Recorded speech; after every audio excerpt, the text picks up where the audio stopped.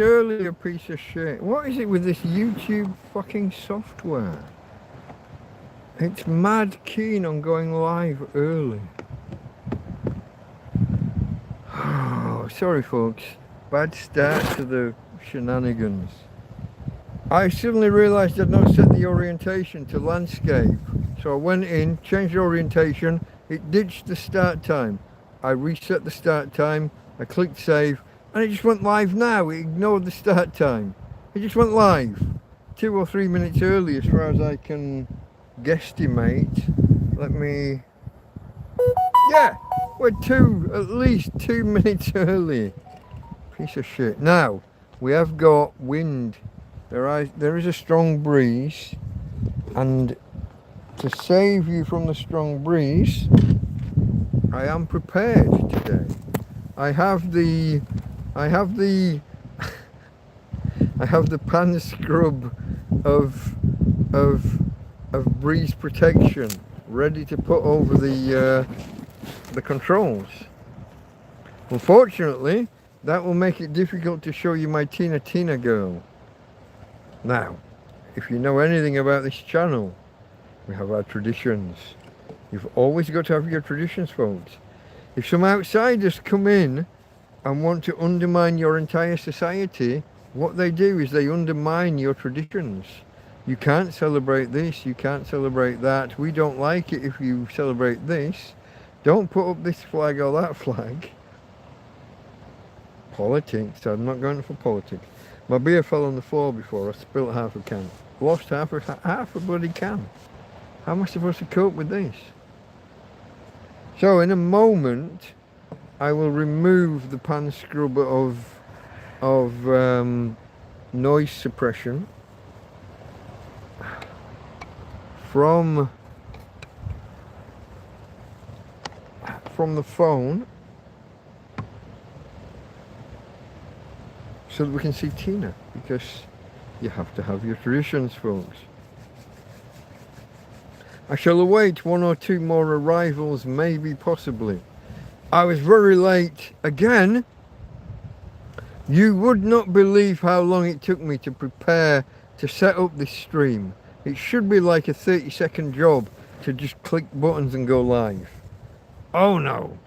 Oh no. Almost an hour back and forth, and still didn't get there. And then it messed me about right at the end, and we went live 2 minutes early.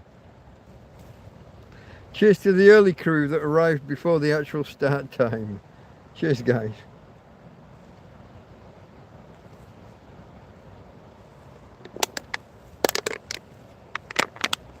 It's been a week. There's Roger, DJ Son. Or Son, I'm not sure how you...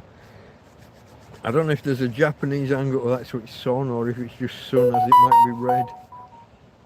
Gonna get a...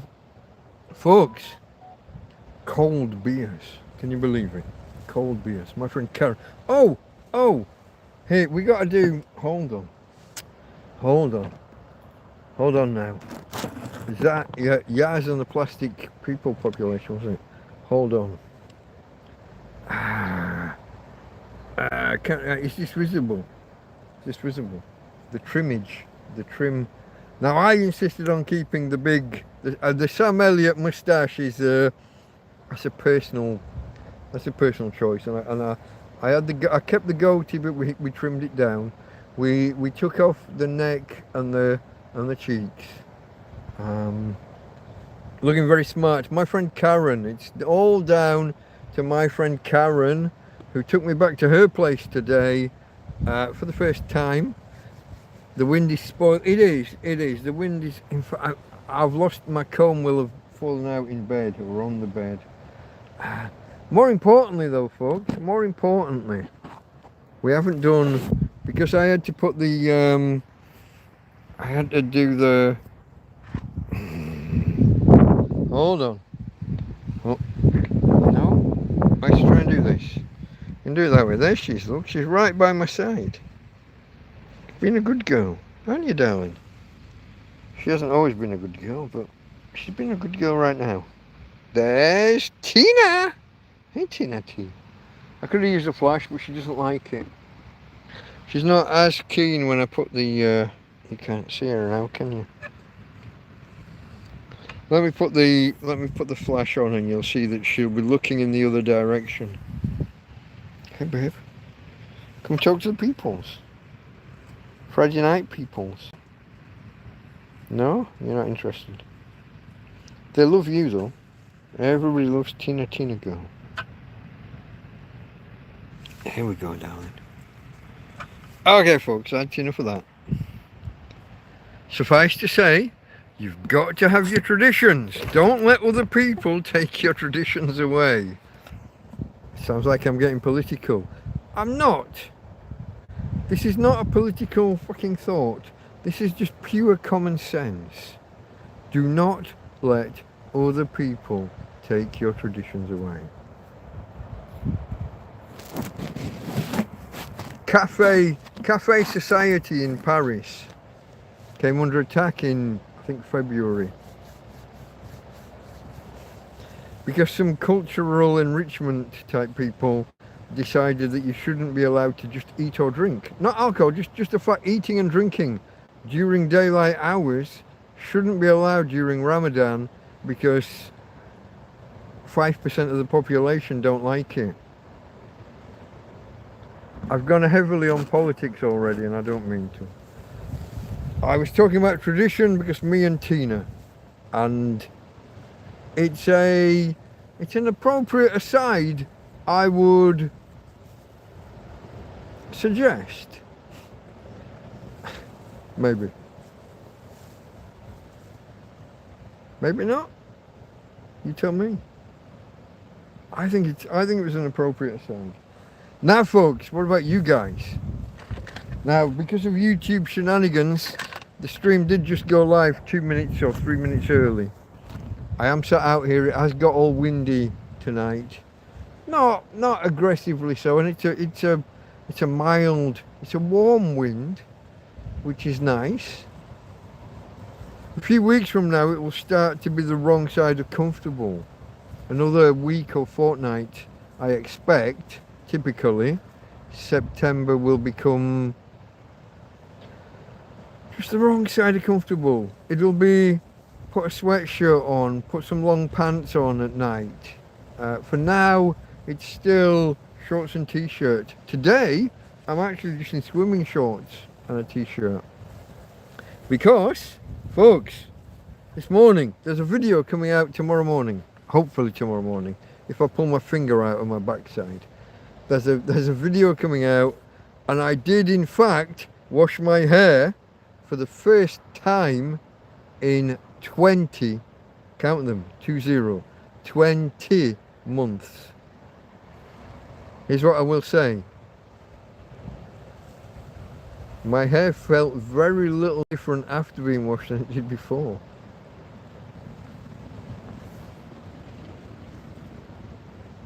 I have heard a hypothesis that hair starts to look after itself after about 3 months.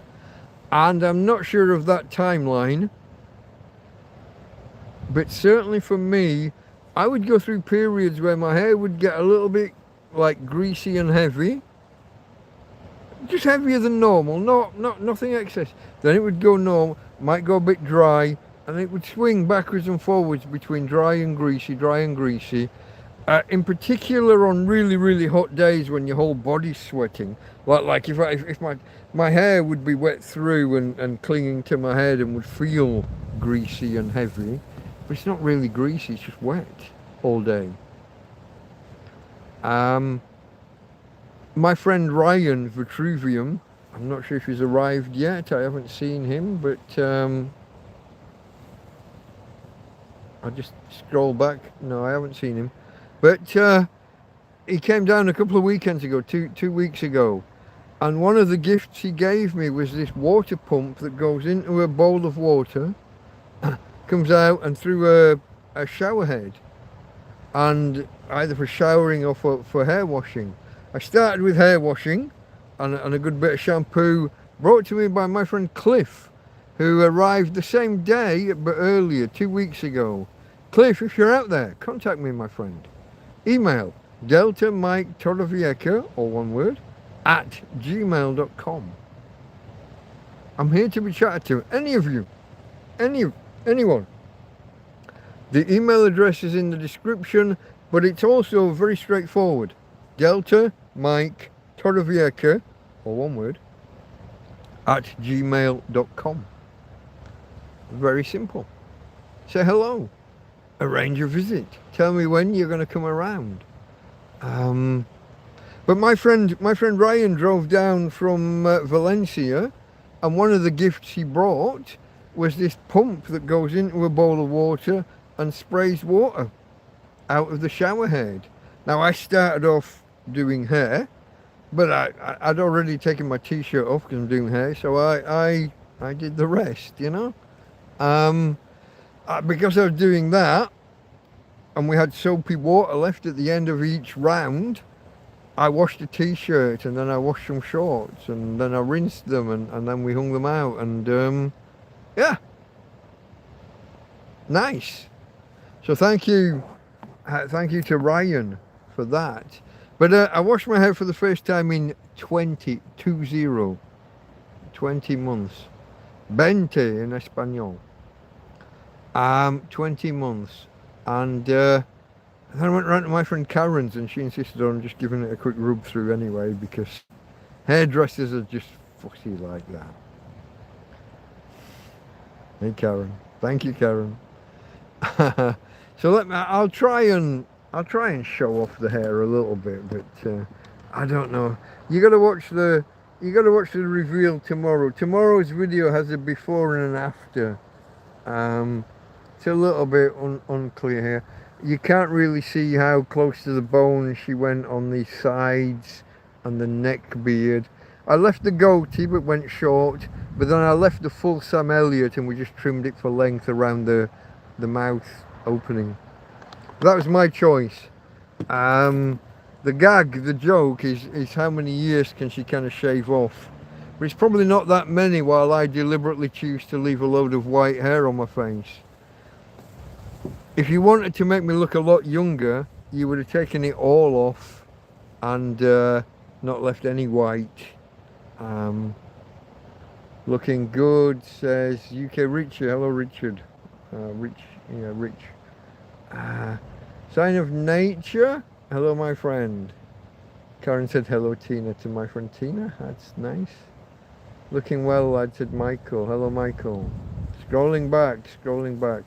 The wind is spoiled. Yeah, the wind will spoil my hair, folks. Don't blame Karen for any misalignment, misplacement of follicles. That's is it follicle? Is that the hair, or is that the hole it comes out of? I'm not. The technology. I'm not a trichologist. Trichologist. Trick or try? Trichology. Pronunciation. It's not my strong point. He says to make the point. Now a lot of people won't get that because they say pronunciation instead of pronunciation. We pronounce, but the other word is pronunciation. Technically, properly, correctly. But nowadays, Americans have tended to water down the language somewhat. Hence, broadcasted. Casted. When you go fishing, yesterday I casted my line out. Guys, anything that ends in that st, that is the ud. It's an equivalent. You don't typically add an ud onto a st. It's not necessary. Broadcast. Yesterday was broadcast on the BBC. That's past. It's its own past participle. We don't need an ud on the end. If you cast a line out when you went fishing today, then yesterday you cast a line out. You don't need to say casted. It's not necessary. Stop trying to regularize irregular verbs. It's just not. You're trying to simplify something. I'm not going to speculate why you're trying to simplify. I could make a suggestion that you're trying to simplify it because it's too complicated for your own little brain. But I would never say that to my American friends. I would. Just not out loud. Not publicly and okay. I would and I did. Cheers folks. Hit that like button if you haven't already. Numbers are a little low tonight. I had trouble. It took me 2 hours to create the stream in YouTube. And even then they messed me around with the go live time and other settings. I'm not expecting a huge audience tonight based on this start. But I will say cheers to the early crew.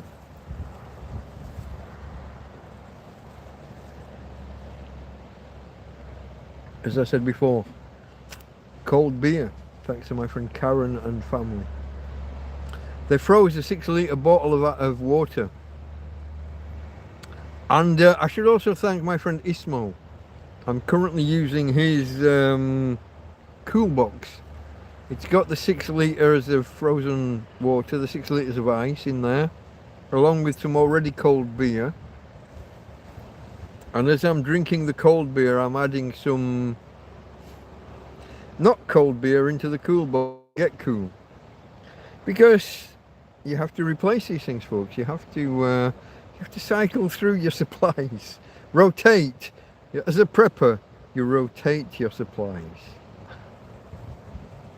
I'm not sure I've ever heard any other prepper talk about beer as a thing. Is that just me? We got any preppers in the house? I know I'm in a tent and my circumstances are quite dire. And unlike most preppers who strive for self-sufficiency, I am reliant upon the charity of others. Hence the... Should I do this? Hence the PayPal link fixed at the top of chat, folks. If you can take pity on a poor tramp. If you're new here, I haven't done the intro yet, really. We're 17, almost 18 minutes in. Okay. I am Delta Mike. Or am I? He's certainly a character I play on the internet. Now, don't misjudge me by that. All I mean by that is it's not my real name. I have a family back in the UK and I'd like to provide some element of obscurity, some element of privacy for my family back home. There are disagreements, there are things behind the scenes, there's stuff I don't want to talk about. That's not the reason that I am a tramp, a hobo, a vagrant, an indigent person, a person of no fixed abode. Some might say a bum, someone who sleeps on the streets, or in my case, in a field. I missed 1 or 2 out there. I haven't quite got this rehearsed well enough yet. It's longer. Watch TrampCast proper on a Sunday. This, folks, this is a TrampCast Hangout. This is just me talking with you and chewing the cud. A lot of you will just lurk in the background. You'll just watch, and that's okay. But it's best appreciated active in chat. If you do take part in chat, you want to make sure you select. So on the hamburger menu at the top, the 3 lines. Click the screen. 3 lines top right, and you want to select all chat, not top chat. Top chat will filter out about approximately 1/3 of messages. I'll be answering people, and you won't be able to see their questions or their comments. Now, to counter this, I try and read out or at least give a hint of what their question is before I answer. I try. I fail quite often. Sometimes you just get caught up, especially if someone says something controversial. If they say something aggressively controversial, I might just blurt out into a sweary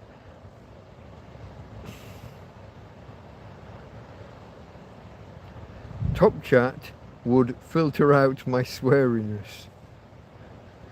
I've been in other people's live streams and not been able to see my own chats. I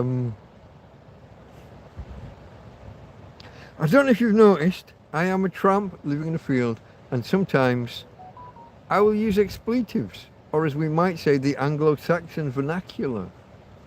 That's a good word, vernacular. Not a bad word for a tramp to be throwing around. But yeah, at one of my posts earlier, I was talking about eloquent and erudite. There you go. But is this eloquent? Is it Indian or African? You can tell by the size of the ears. That's an elephant joke. Shut up. Me and my friend Dave Foxcroft rolled around on the floor in a snooker arcade in London. A snooker arcade? A snooker centre? A snooker... whatever. We rolled around on the floor for 2 hours on the back of that joke one day when we first came up with it. Eloquent, but is it Indian or African? That's the kind of puerile humour I've always liked. To Dave Foxcroft in Lancaster, if you're still out there, my friend.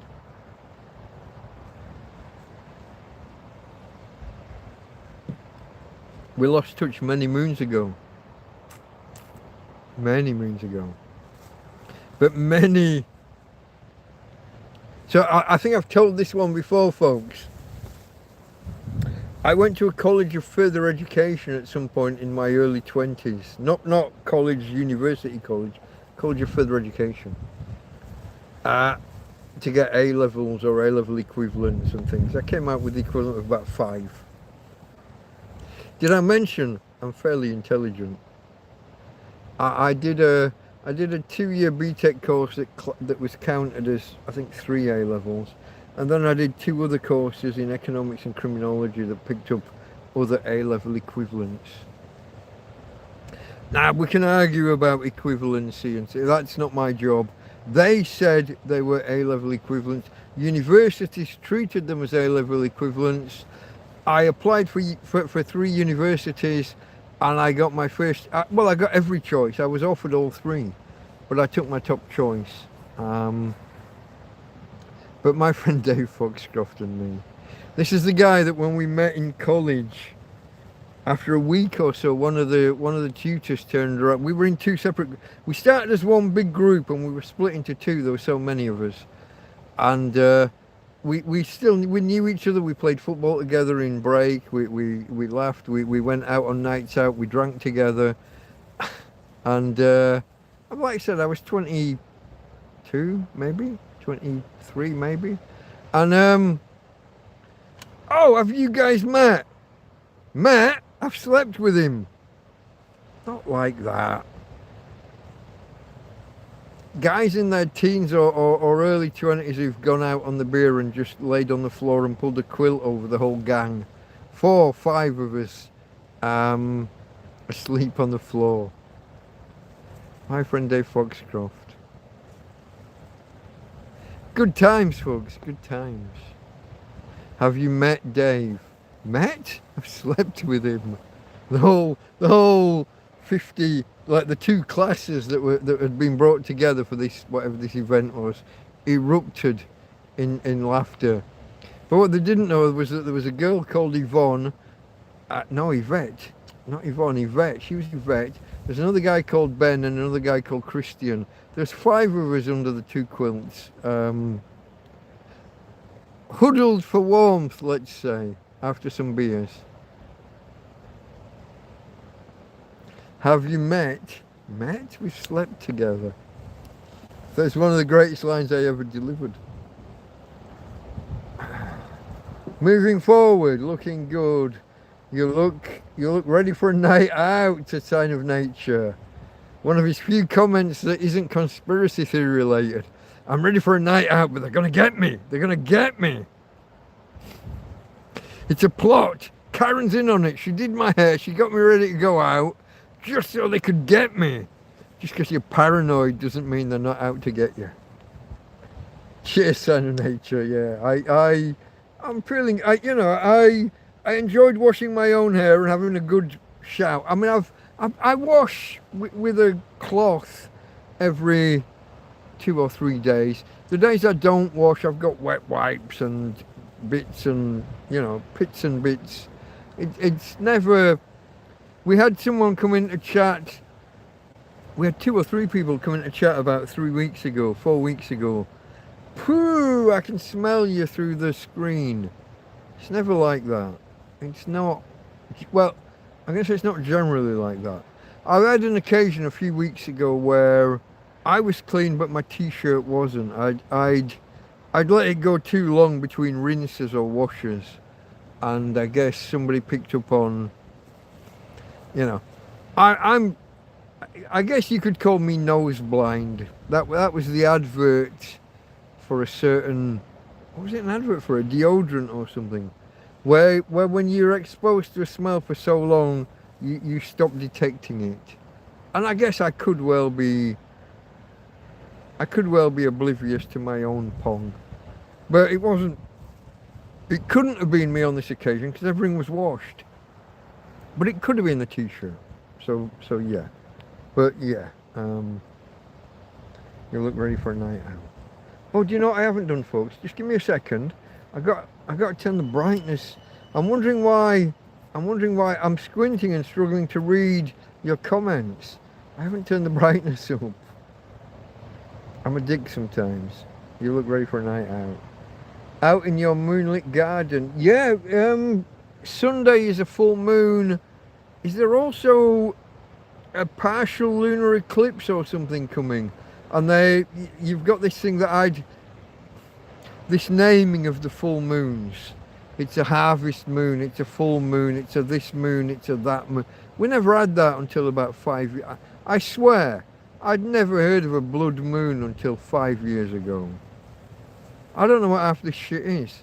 The only one that was real was a blue moon, and that's got nothing to do with the colour of the moon. Here we go. I'll detail this one. A lot of you will know this already. So you get a full moon every 28 days, and a month will have a 30 or 31 days. So if you get a full moon in the first 2 or 3 days of the month, 2 days if it's a 30, 3 days if it's a 31, you might get a second full moon within that same month. That second full moon is a blue moon. Once in a blue moon. Happens about once every 6 or 7, maybe 8 months. It's a bit of a movable feast, I think. But that's what when you say once in a blue moon, it's once every 6 months, 8 months, whatever. Somewhere around there. It's nothing to do with the colour of the moon. Now they try and tell you that a blood moon, the moon actually turns orangey red. I have seen the full moon be slightly more orange than other times. I got no idea whether it's got anything to do with lunar eclipses or partial lunar, is that the right term? When the earth gets between the sun and the moon and causes a shadow, you get the shadow of the earth on the moon. That's a lunar eclipse, yeah? I got the right term? I think I have. I didn't check because life's too short. Scrolling, folks, scrolling. Out in the moonlit garden. Sign of Nature's got his St. George's flags out. Esperanto tried to simplify grammar, and just look how successful that turned out. There is a community out there that speak it. But if you're going to look for universal languages, you might as well just look at Latin and Greek. No? Master those two and you've got a fairly solid understanding of most others. Those are your Indo-European... I mean, you can go further back before those to the proto-languages. And what's the one with the slices in clay in it's an island in the Mediterranean, Minoa. We call them Minoa, and there's no evidence It's not Crete, is it? Where was Minoan language?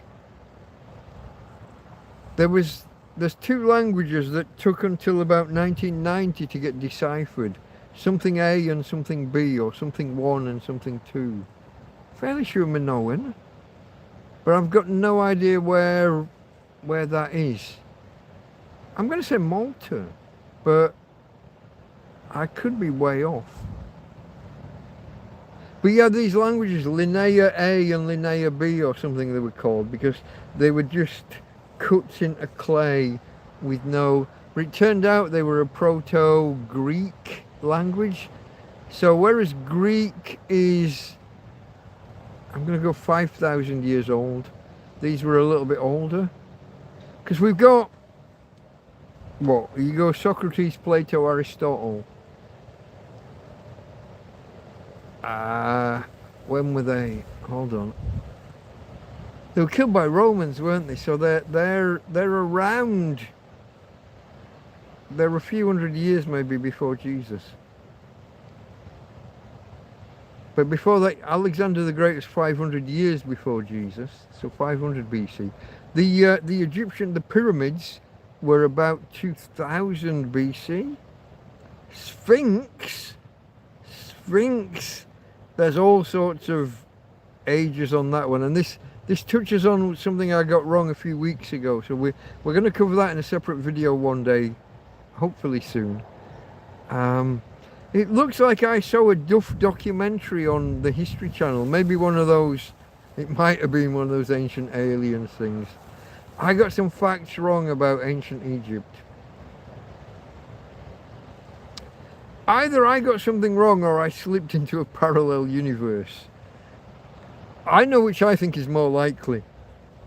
It's obvious to me I've slipped into a parallel universe where shit is just different. The odds of me getting something wrong that fucking egregiously is stunningly small in my humble opinion. I'll admit to being slightly biased and I should recuse myself from judgment on this issue. But I definitely heard that whole ejaculate being the Milky Way. I definitely got that from a documentary on TV. I've got to hunt down the who, how, what, when, where, why, and so far there's no trace in this universe, which is what persuades me I must have been in a different universe at the time. I was in a parallel universe. Anyway, we will...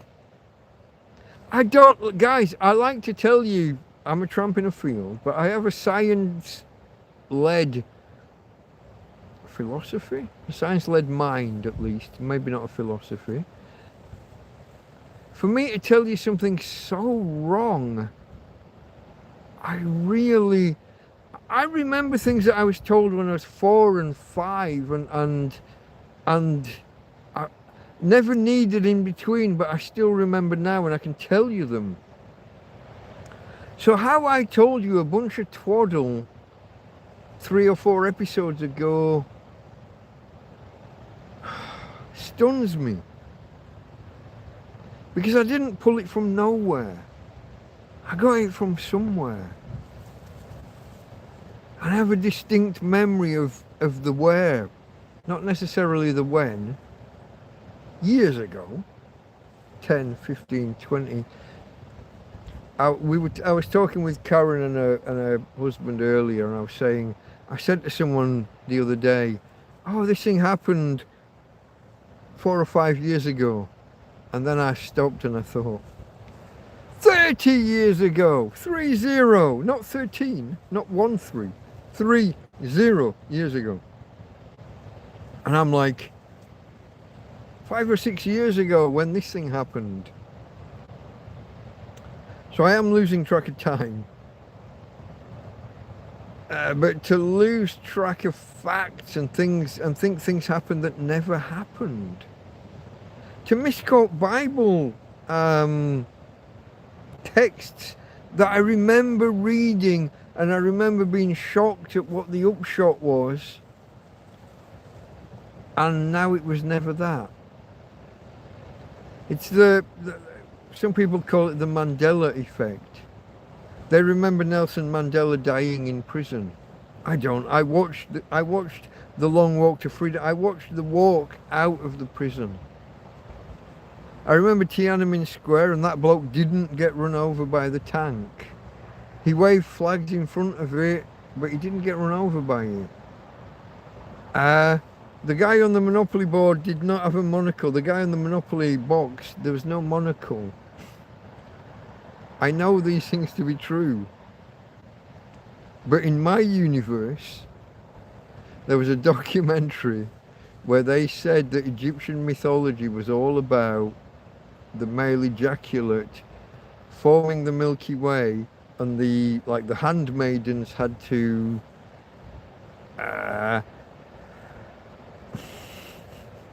help the priests keep the universe going every morning.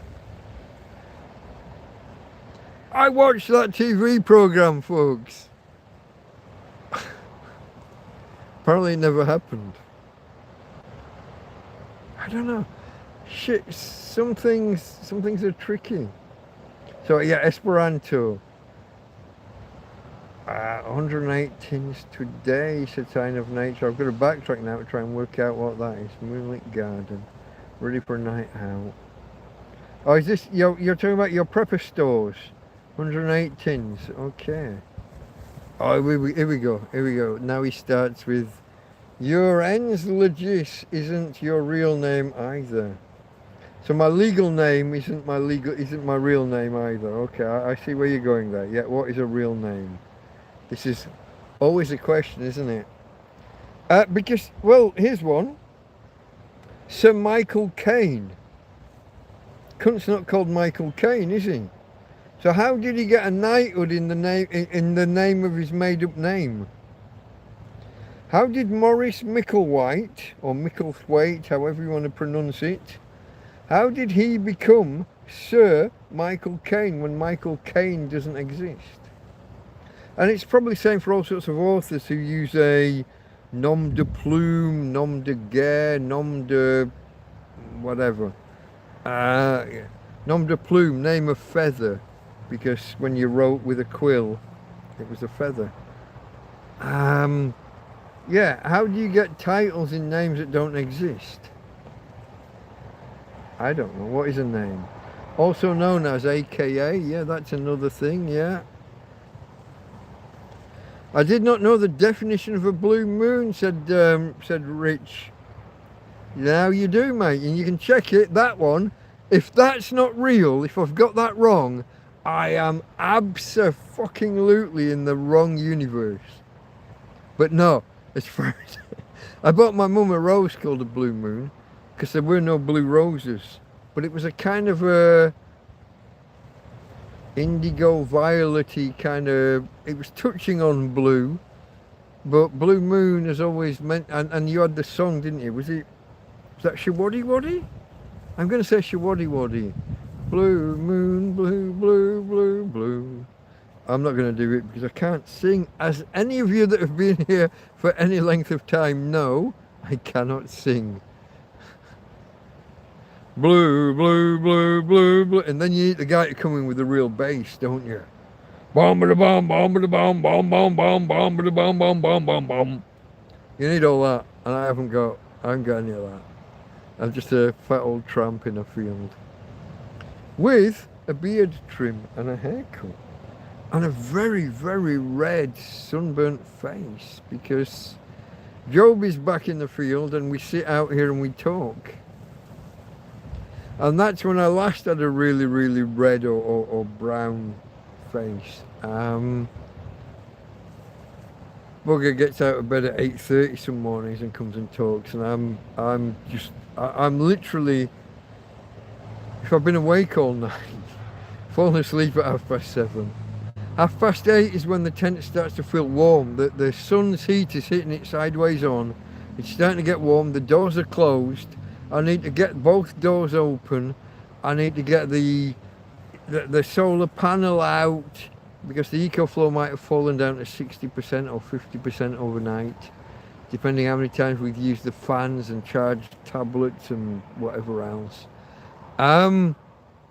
If the tennis racket of death has been left on all night, turn it off at the minute, folks. Have a look at this, the tennis racket of death. Oh, I got a, okay, bear with me. No, it's not a teddy bear. I got a, you see the tennis racket of death is just laying down back there. I stood it up and it blew over twice in the first 10 seconds. Just too much wind. So I turned it off. Sorry for the extreme close-up of the face. I want to give you like a good shot of the haircut, but it's difficult to get lighting, wind and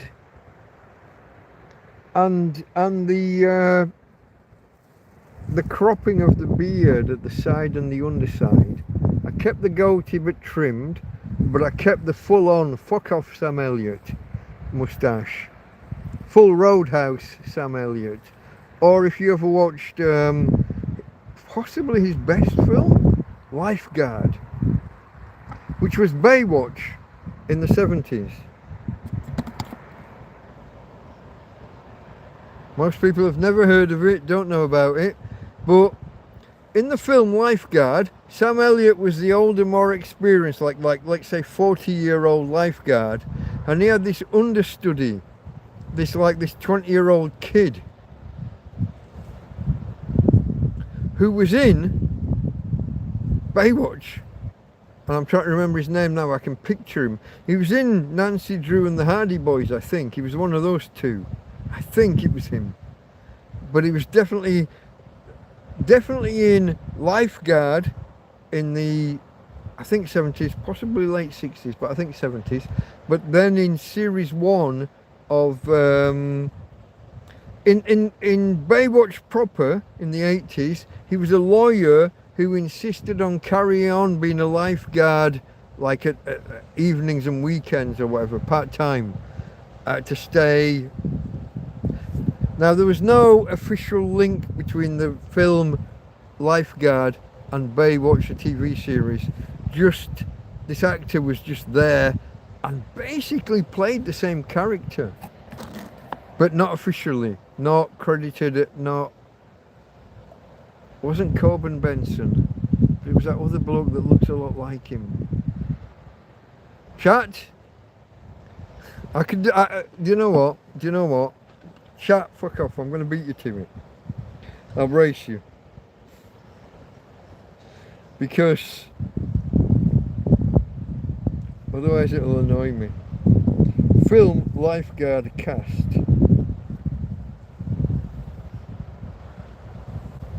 That's assuming I've got the name of the film right.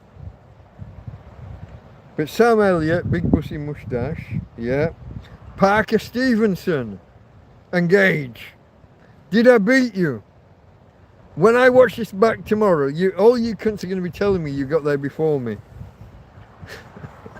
Apologies for the language, I swear. But there's going to be people at the bottom of the chat telling me that they got it before me. And what did I say his name? Parker Stevenson. Pretty sure he was in both Lifeguard and the first series or two of Baywatch as one of the elder statesmen of lifeguarding.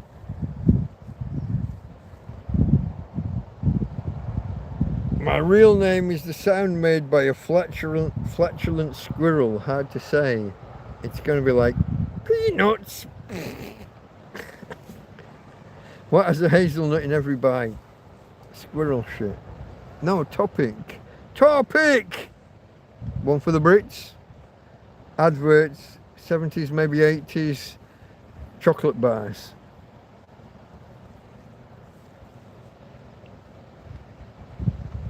Hold on.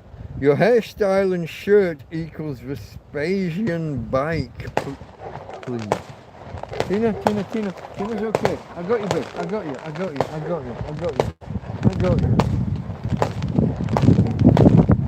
You seen that, folks? I'll give you that. Do you want me to zoom? I'll zoom in for you. I'll zoom in and give it you. Is it gone? Is it finished? Tina's bricking herself. Tina's shitting herself. Hold on, babe. I got you. Daddy's here. It's okay, babe. It's okay. It's okay. I know you don't like it. It's okay. I got you. Sorry. I zoomed in for the fireworks and then I put my face in the way. I've got to cuddle my dog. She's shaking like a fucking leaf. Are we finished? Was it a one-off? Sometimes they buy these boxes with like 25 or 50 individual like rockets or whatever. They fire. You light the whole box once and the whole thing takes care of the timing. The blue touch paper burns behind the box. Vespasian bike, please. I've got no idea what that means. Maybe I'm just not gay enough to get the reference. I don't know.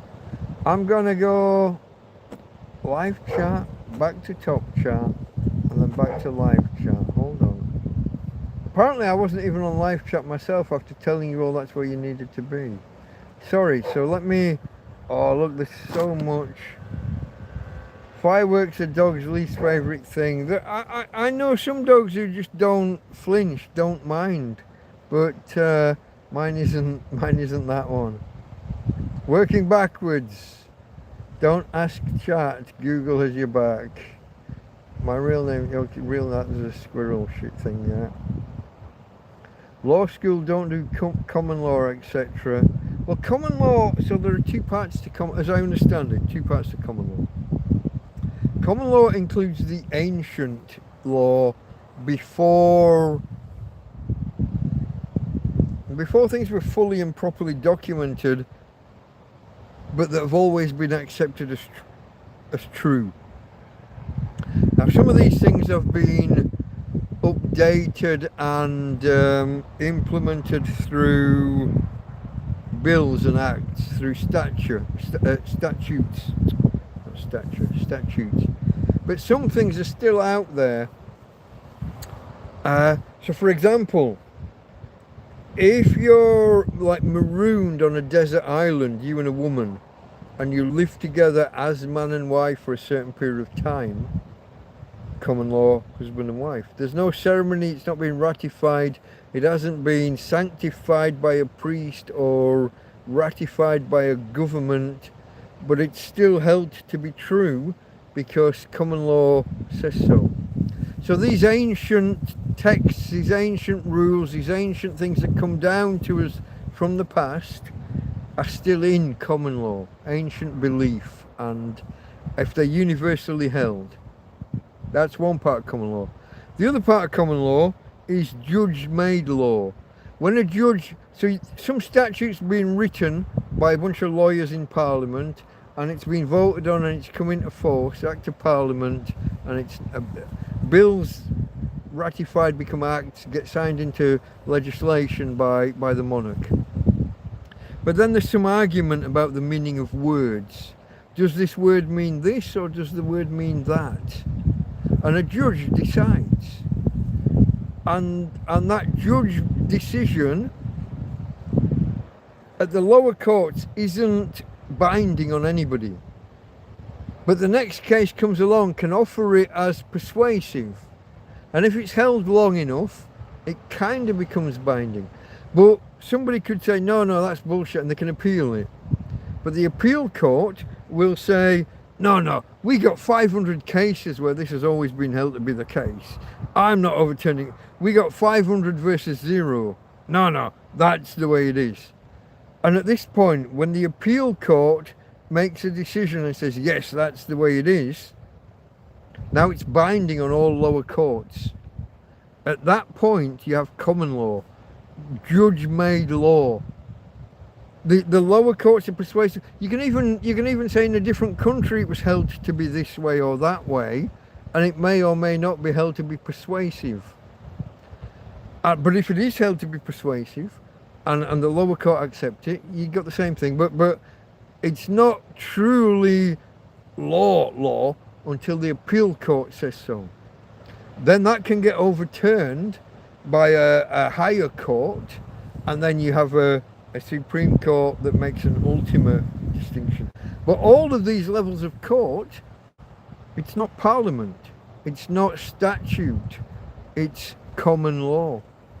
So ancient and historic practice and law plus judge-made law, you might define it as, and some people do, especially if they're against it, like my friend Son of Nature out there.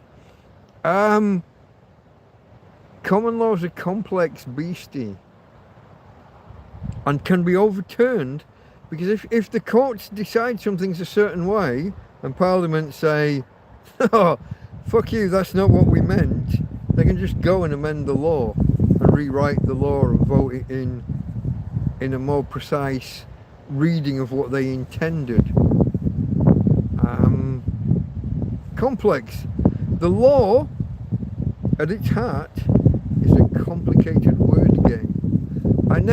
Nobody told me, you didn't complain about sound on the audio, the wind on the audio, folks. I didn't put the pan scrub of sound suppression back on the side of the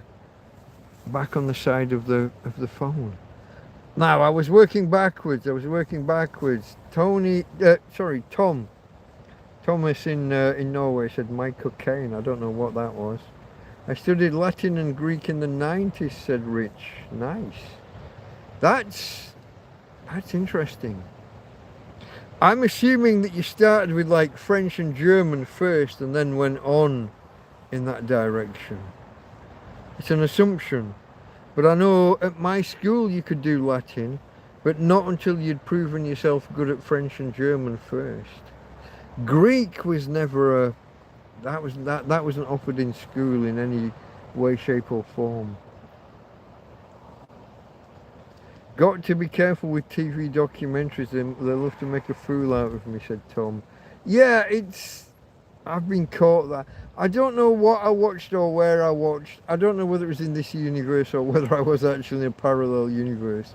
The fact that I was spouting stuff that was wrong about Egypt and also that was wrong about the Bible in the same... I've been corrected once or twice. Sometimes I say stuff and I'll say I'm not sure if I'm right on that. But I was hard and fast on both ends of these things, and both are not right. Old Latin and law was stopped in early 70s in UK school. Yeah, so much law. They will still throw out Latin terms. And now that I mention that, I haven't got any in mind. Oh, mens rea would be the obvious one, but there's a bunch of other ones when the court decides to do something not spawn. A judge usually has to be asked by either the prosecutor or the defense. They will raise arguments, but a judge can just do, if he feels like it, he can just do something off his own bat or back, whatever the phrase is. And there's a legal there's a Latin term for that. I think Latin rather than Greek. I know these words, but I'm talking to you, and so I can't remember them, because obviously that would be too easy, wouldn't it? The audience was about 15 earlier, now it's 8. Was it because I picked up a can of beer?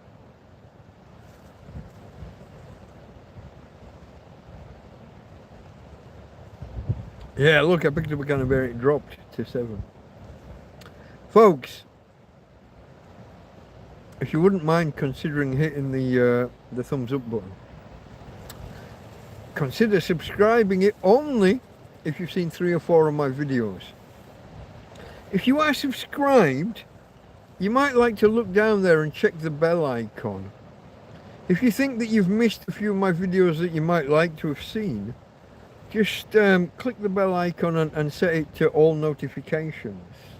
I don't like doing these reminders and ooh, like, subscribe, hit the bell. Ooh, it's a bit gay with a GHEY, not a You know, not a cock up your ass. There goes another 2.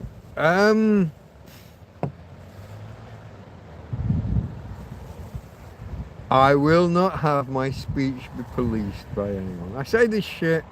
I have, like all the best homophobes, I will sit here and tell you how many gay friends I have. Like all the best Nazis, I'll tell you I have Jewish friends, or black friends, or whatever. Like all the best racists, I have loads of black friends. The fact that I do doesn't interest you, and you don't want to know, and nobody cares, and it's not a thing. But I'm a sexist, racist, homophobic, transphobic. The trans I'll probably go with. I mean, I'll adopt that one outright. It's mental health, folks. The reason that 40% of them commit suicide isn't because of some mass genocide from everybody else. It's because they're mentally ill. It's just obvious. That guy thinks he's a girl. That girl thinks she's a guy. If that ain't mental ill, I think if I said I thought I was Napoleon, you'd lock me up in an asylum. You remember the ones? Napoleon, Gandhi, Jesus. They all meet in the asylum, don't they? Sometimes 3 Napoleons and 2 Jesuses and 4 Gandhis meet in the rec room, in the TV room at the asylum. What do you want me to do about it? That guy thinks he's a girl. That girl thinks she's a guy. I'm pushing them away. We're down to 6. If I keep going, can I get you down to 0?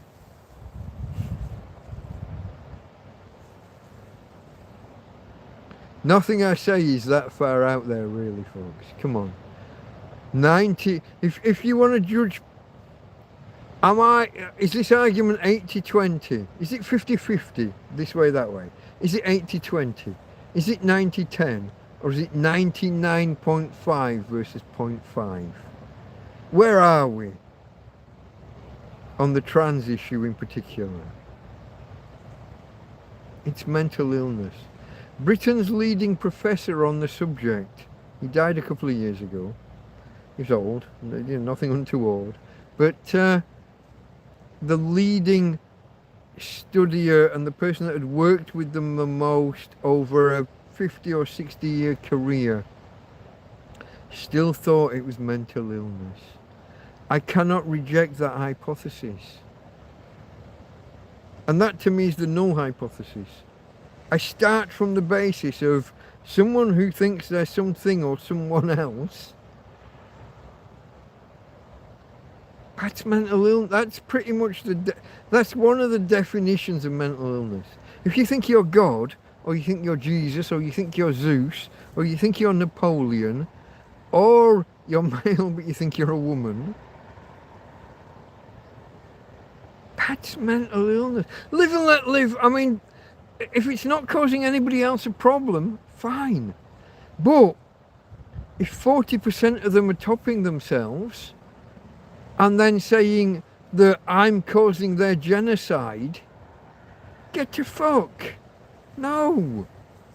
Live and let live. I didn't touch them, I didn't do anything, but they topped themselves. I didn't top them. But their friends are accusing me of genocide. And I say, get to fuck.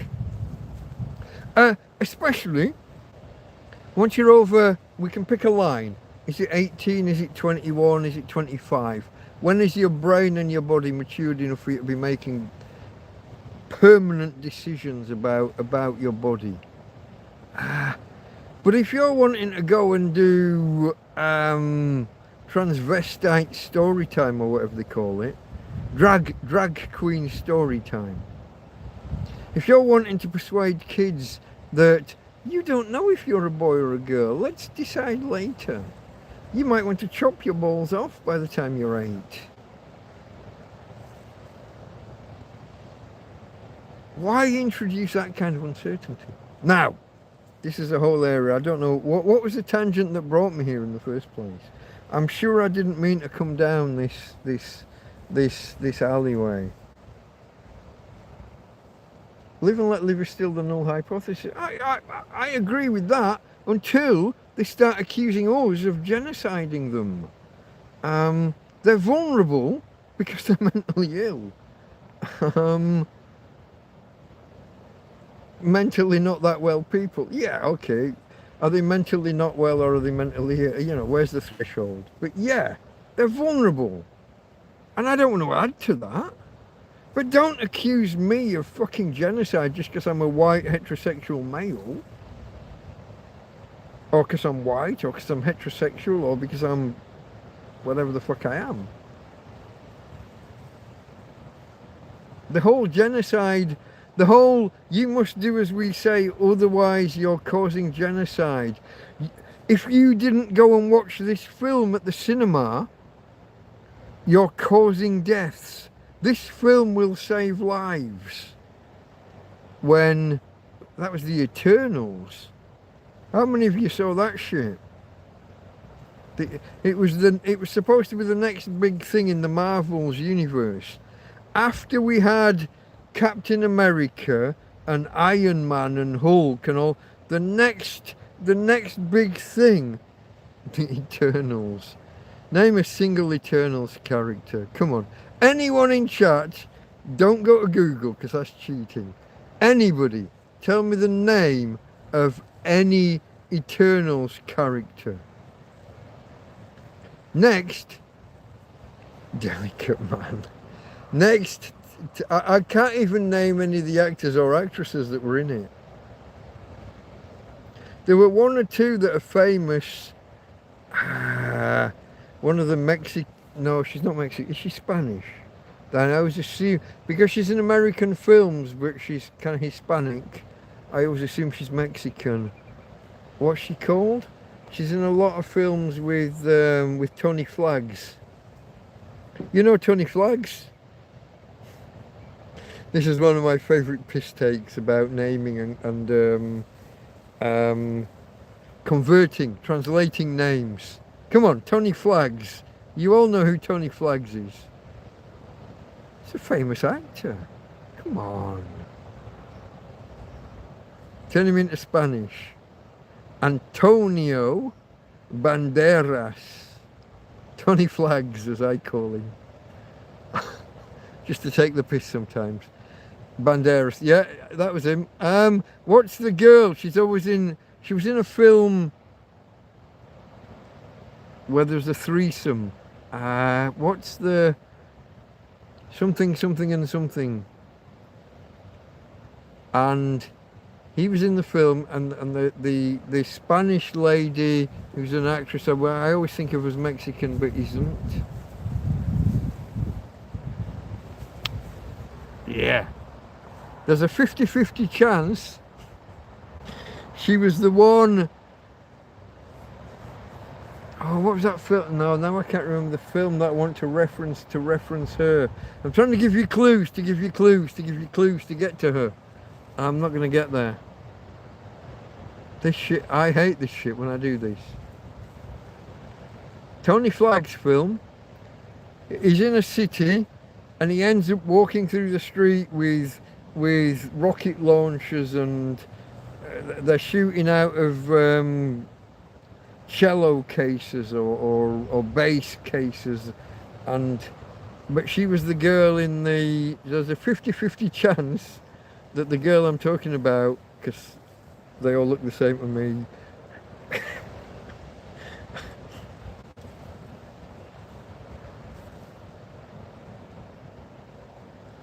Mr. S, Mr. Shirashia, how you doing, my friend? We're just discussing a film with Tony Flags, otherwise known as Antonio Banderas. He has rocket launchers coming out of his bass or cello case, whatever that was. But there was a girl in the film, and there's a 50% chance she's the girl I'm talking about, and that's what we're trying to get. Did you cut your hair? I didn't, but my friend Karen did, because that's what she does. My friend Karen cuts hair. I have no chance. Most recent film I watched was Groundhog Day. I watched that. and again, and again, and again. I watch it about twice a year. For some reason, I view it as a Christmas movie. I think because of the ice, the snow. Even though it's set in February or March, whenever Groundhog Day is. But I still always watch it at Christmas, at least once, sometimes twice. I hope I don't get caught in a loop watching it and watching it and watching it. I'm not sure she's here at the minute, is she? I don't think I've seen Karen tonight. Or maybe did she pop in earlier? I think she was here earlier. That might be just me making it up. Most recent film was Groundhog Day. My last film was E.T. Phone Home. Come on, name some Hispanic female actresses that have got a bit of bust going on. Only a little bit, because they're usually more on the backside than they are on the bust. Cruz, Penelope. That was one. Is that the one I'm talking about? Penelope Cruz? Cruz? Or is it the other one? I don't know. I don't even know what I was talking about before I went down this line of questioning. So there's two actresses. One's Penelope Cruz and one is someone who looks very like her but isn't her. I don't know how I got here. There was a lesbian thing with the girl out of Marvel films and Out of the Horse thing with Robert Redford.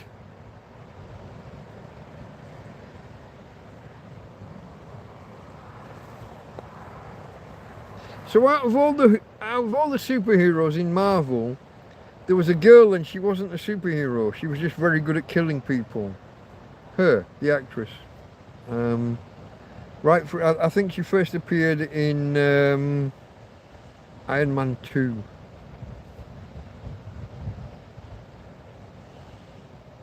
Can't remember her name. As a 12-year-old, she starred alongside Robert Redford in The Horse Whisperer. I could look all this up. I don't know why I'm here. Not Bo Derek. Oh my God. Definitely a 10. There's one for the older guys. There's a joke for the older ones. But she was, in that film, she was definitely a 10. After that, she's away with the fairies looking after the animals and the donkey sanctuaries and didn't she, that bloke out of God, this is okay. Let's take this detour because I can't remember I went on a detour from a detour from a detour and I got lost. I don't know where I was or why I was. I'm not going to get back there, folks. Bo Derek. She's married to that guy from Northern Lights. And then he was in Sex in the City. He was the stud. He was the one that everyone wanted in Sex in the City. And he's like 20 years younger than Bo Derek, but married to her anyway. And I got no idea what his name was, but he played a very philosophical character in Northern Exposure, which is a program set in Alaska about a doctor who had his medical degree, funded by the state, by Alaska, and then they sent him to this fucking way out there place. Loved that series. Northern Exposure is fun. If you've never seen it, go download it.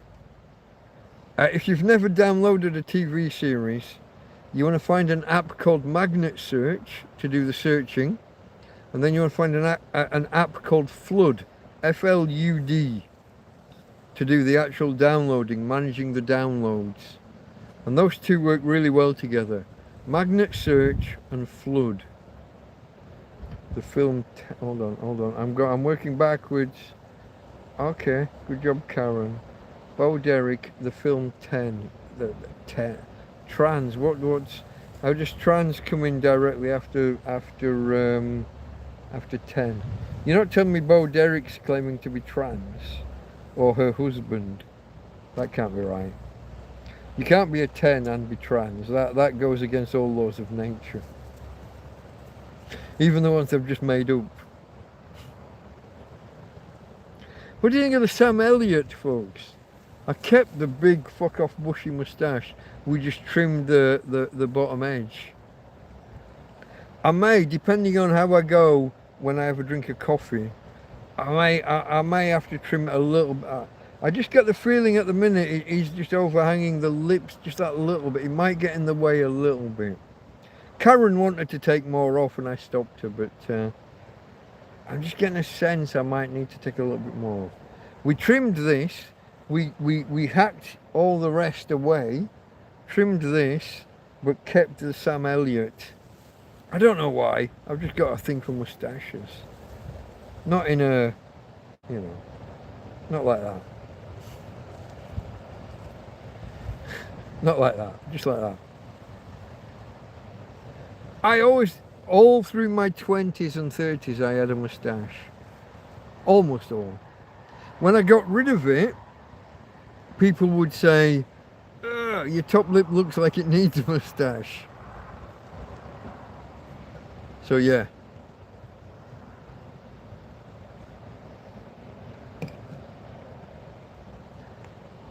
Nobody said anything after trans. I didn't get the.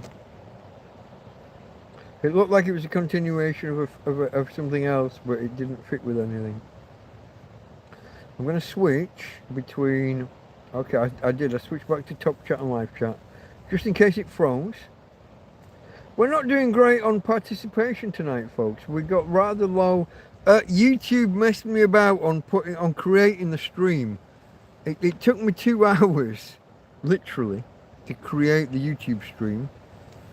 Then they messed me about, and then I went live 2 minutes early. They deleted the start time, and I went in to re-edit it. And after I re-edited it and set it to the same time, I clicked like save or well, there's 2 options. One is go live and one is done. I clicked done, and it just went live there and then. 2 or 3 minutes early. It went very windy a couple of hours before I went live, so I've got a sponge over the end of the phone that has the microphone. Now sooner or later I'll have to take that off and plug the power in, because it's a very power hungry phone. I can't even read where we are power wise. Hold on, folks.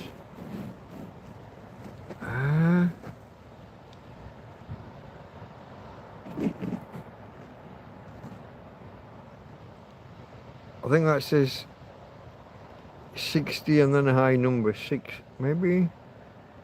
No idea. I got nothing. It's too small and it's in the corner of the screen. I'm on 60 something percent. I'm above 5 still. So we're let's call it an hour and a quarter in, and let's say we've used a third of the power. I got another couple of hours, haven't I? I got another 2.5 hours maybe before it becomes desperate. But at some point, if the wind doesn't drop, we might just have to take the sponge off and go. Or maybe I can end here and pick up on the tablet and pick up on the same stream. Maybe. This should be fully charged. This shouldn't have any problem. Where are we for power here? Currently 96, I think that says. Not quite full, but getting that. Let's have a look in chat, see what I'm missing. Mr. S said, good job, Karen. Then we have the Bo Derek comments. My Samsung gets very warm when using the camera. Through the day, mine gets warm doing anything. Spanish temperatures. The camera, when it's doing, what are we broadcasting at, folks? I don't know whether I'm going out at 760 or 1040. The YouTube app decides for itself as far as I can tell. I don't think I have any control over it. But yeah, having the camera on, having the screen on, I want to see what's happening, so I've had to turn the brightness up. So the screen on with the brightness up, all of the data beaming backwards and forwards because we're live streaming, camera doing its thing. It's a it's quite a heavy load really for the phone. Yeah, it's quite a lot. Okay, bro. Oh.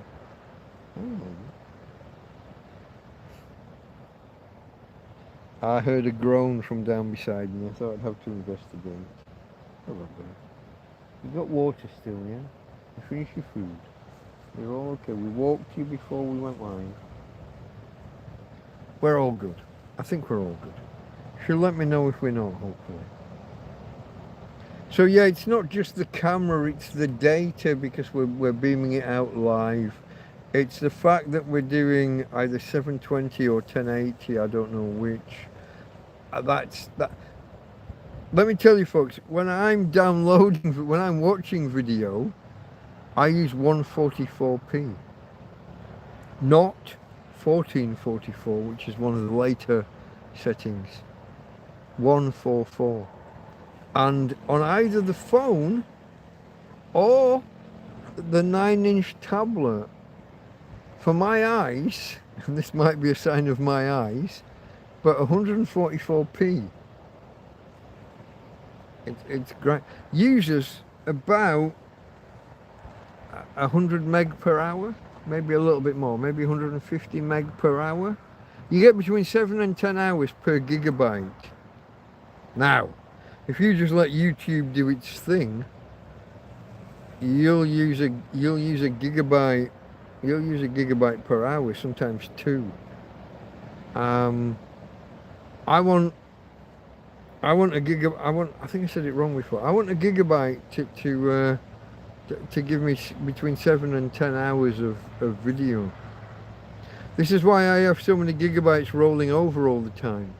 I'm not tramping a field. I can't be too extravagant. I'm not powering up Netflix and watching something at 2 gigabytes per hour. That's what it used to be when I had a Netflix account. They probably use more now.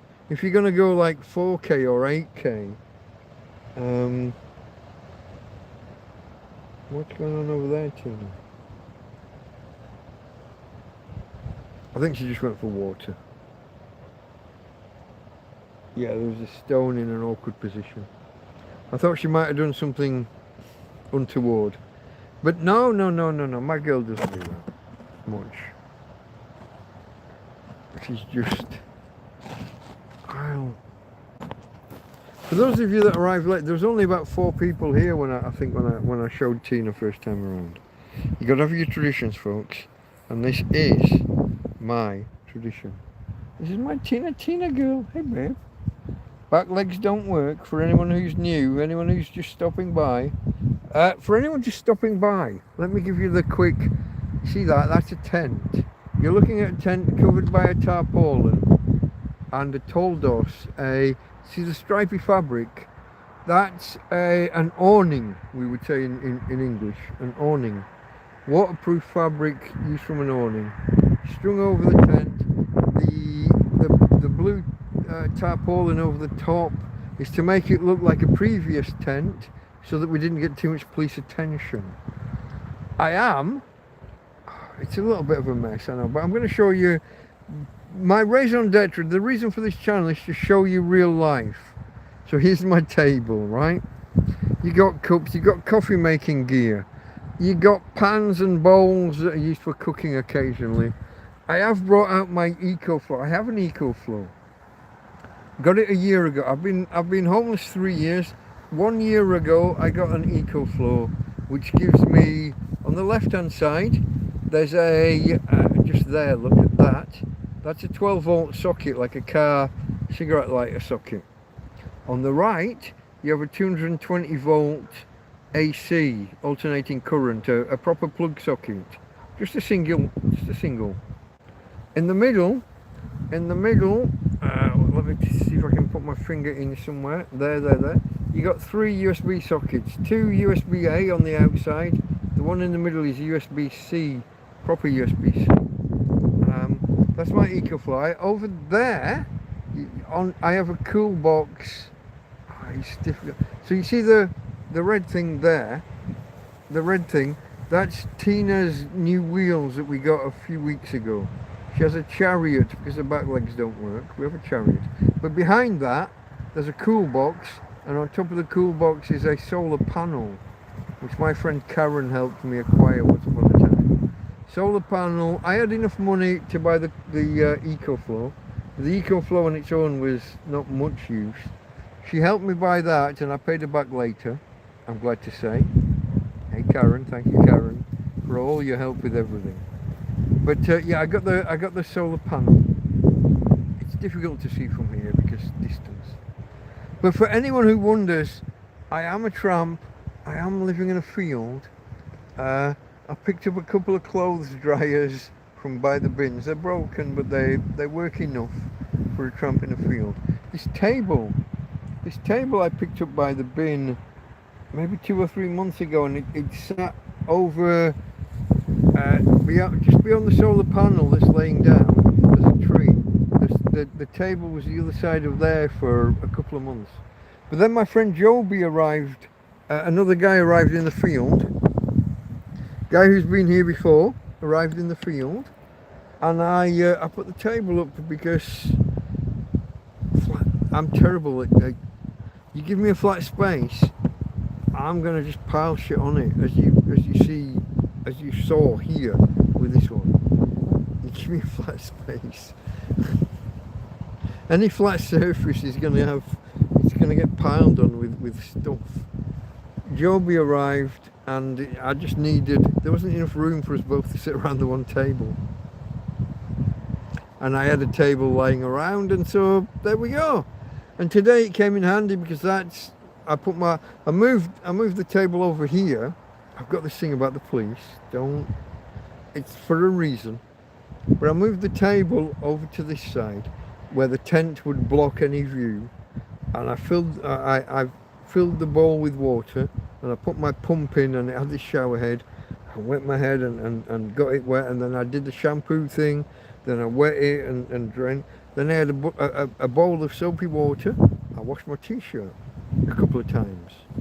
Okay, then I threw the soapy water away. New water, rinsed my hair some more, then washed my hair again a second time, rinsed it, soapy water, washed the t-shirt again, and then washed my shorts and some other bits and pieces. Oh, I washed me. While I'd got the shower head going and I'd done my head, I did, obviously my trousers got rather wet, so I went inside, took those off, put something else on, and washed the shorts and the t-shirt. Because I'm a tramp in a field, folks. You gotta, I don't know what you gotta do. You gotta take your shots where you can. You gotta, improvements in life. My friend Ryan brought me the pump and shower head, USB powered, unbelievably. I had no idea such things existed, and we built from there. And because I've got the EcoFlow and the solar panel, I'm living off grid with power. An amazing amount of power for a tramp in a field, it has to be said. I have an electric fan. The tent gets very hot as soon as the sun is on the tent in the morning, 8:30. If the doors are closed, it gets stiflingly hot. Open 2 doors, try and create a through draft, but then put the fan on to ensure a through draft. And not just a through draft, but the bedroom where I'm laying, I stayed low.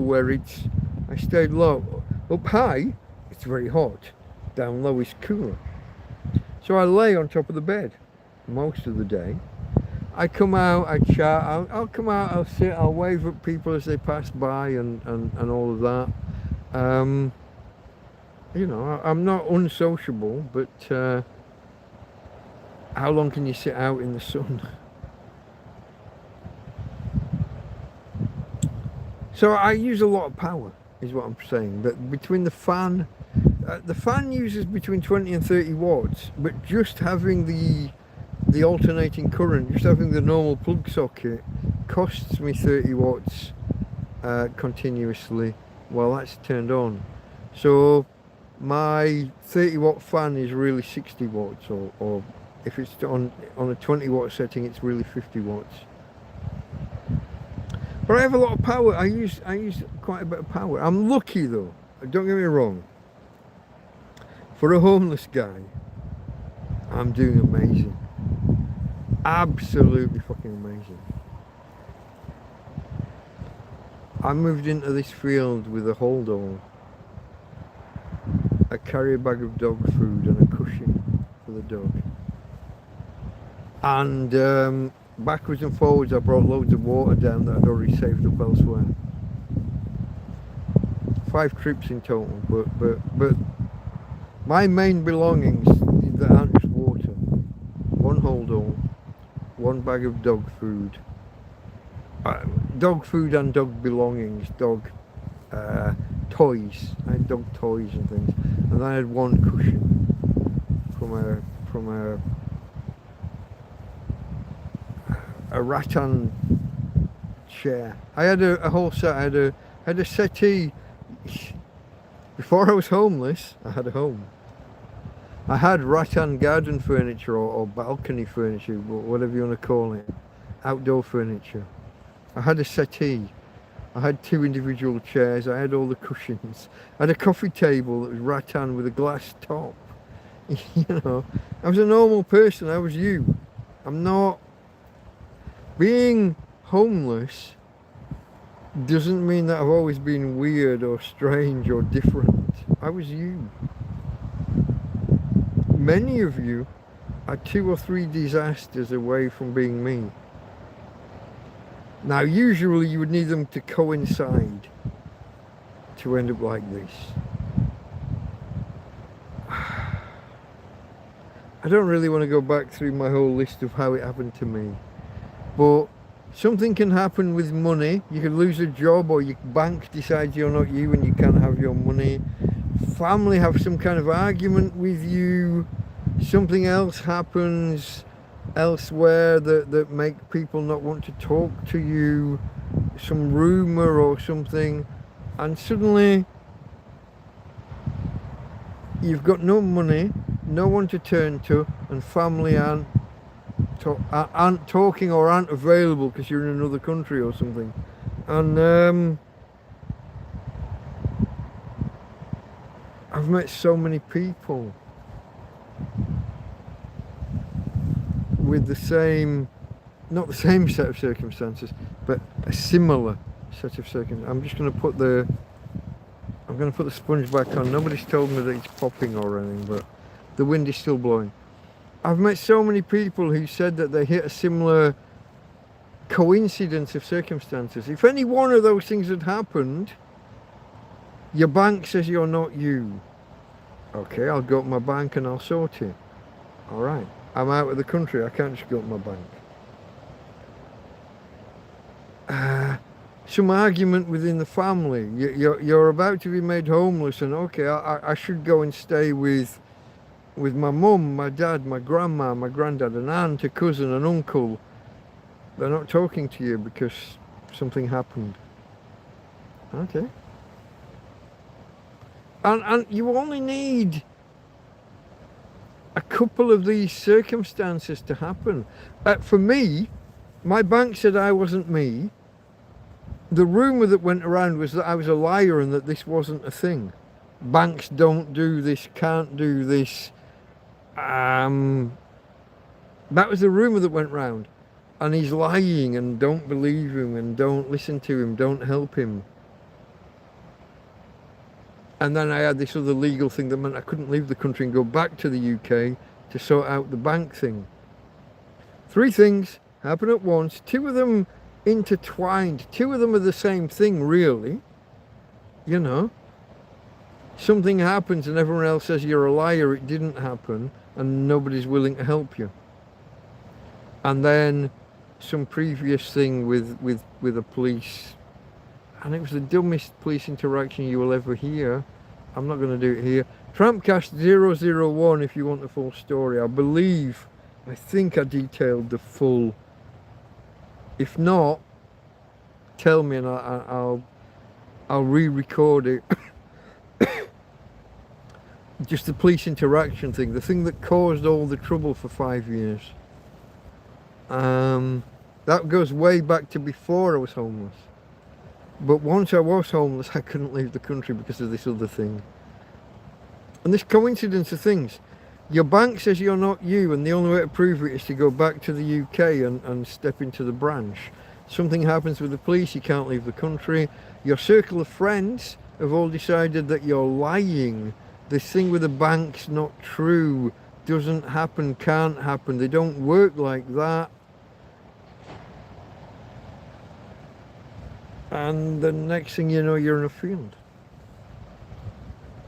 You're only three coincidences, you're three, not even bad decisions on your part, you're just three events coinciding away. And for some people it could be 2 events and you're homeless.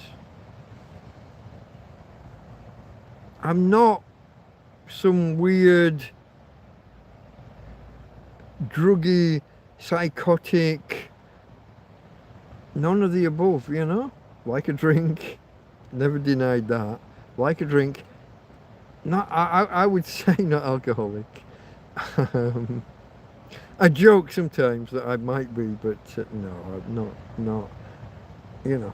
I went months without any, and it really wasn't a problem, other than I would have liked some.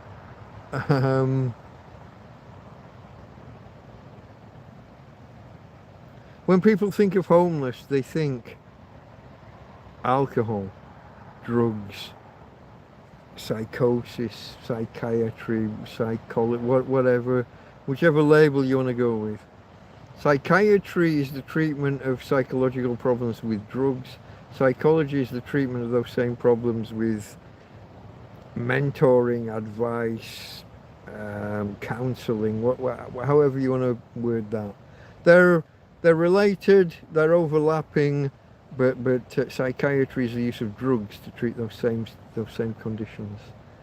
My mum, I'll tell you this, my mum had issues before she died, a long time before she died.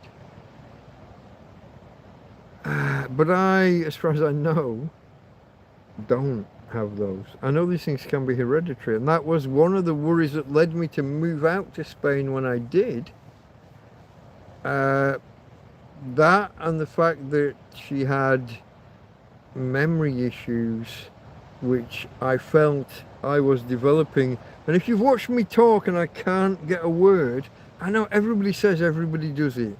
Oh, we all struggle to make those connections. I do it worse than most. I try and remember something and I can picture the guy and I can't remember his name, and I try and remember a film he was in and I picture a film, but I can't tell you the name of the film.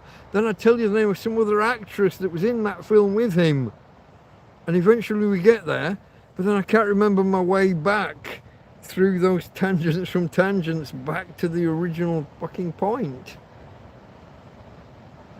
It's going to be interesting to watch this back, because that's what I did in the first hour of this recording.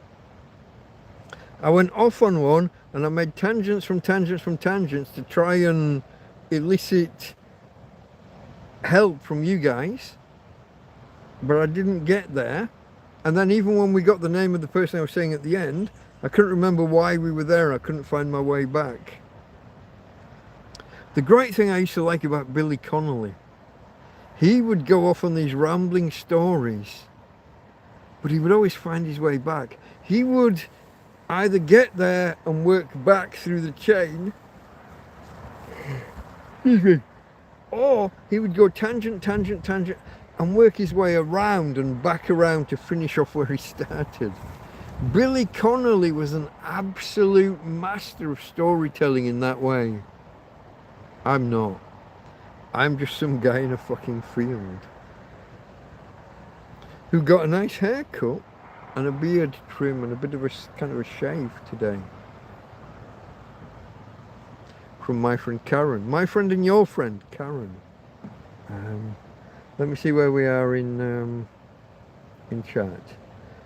Mr. S is getting 1080p, so I must be broadcasting in 1080p unless YouTube have decided to put massive efforts into transcoding and upscaling into 1080p, which wouldn't really elicit any benefits. 144p is unwatchable for Mr. S. On a phone or a 9-inch tablet, for me, that's perfect. If there's text on screen, if I'm watching somebody and they're making a legal argument or they're showing someone else's email, what's it called? Legal law, what's it called? Not legal law bites, legal law set, legal law. Andrew Esquire, I can't remember his YouTube handle. Legal Mindset, I got there. I didn't need you, I got there on my own this time. Andrew Esquire. Legal Mindset. He will put up PowerPoints and stuff that are usually big enough, but then he might show someone else's text messages or those I might have to switch to is it 240 or there's a 3, I think it's 320 is the next option up. I might switch to one of those two temporarily while there's text I need to see, but in general 144 is fine. It's fine. Not perfect, but fine. Bella, Belinda, Binny, and all of the other aliases. I think they're aliases. I think you're hiding. Are you hiding from the FBI or something, Bella? There's my friend Bella. How long ago was that? 23:46. It is currently... Yeah, I'm only 20 minutes behind, aren't I? 18 minutes behind. Do you get charged for uploads? No, my package comes with... Oh, I lose track. I think I currently get about, it's either 100 or 150 gigabytes a month of data.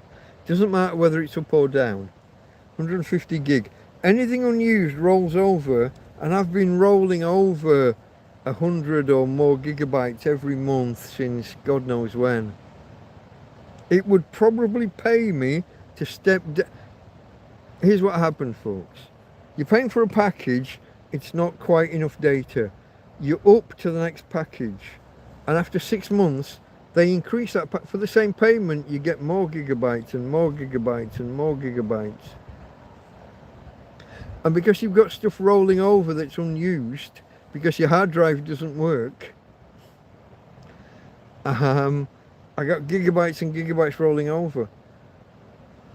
I could step down, because now the next package down would be more than enough data for what I use typically. I could step down from 15 euros a month to 10 euros a month and save 5 euros. But my 150 gigabytes that are rolling over would disappear if I did that. So save a £5 a month for the next however many months, but lose the amount that's rolling over currently. That's a tricky decision. Logic tells me I should bite the bullet, step down, struggle for 1 month with almost not enough data, but then when stuff starts to roll over again, on the flip side, I should be able to get my hard drive working again. And if I do, my access to downloads, my ability to download, my storage space for downloads, I got a 2 terabyte hard drive, folks, that's almost empty. 2 terabytes. That's 2,000 gigabytes, yeah?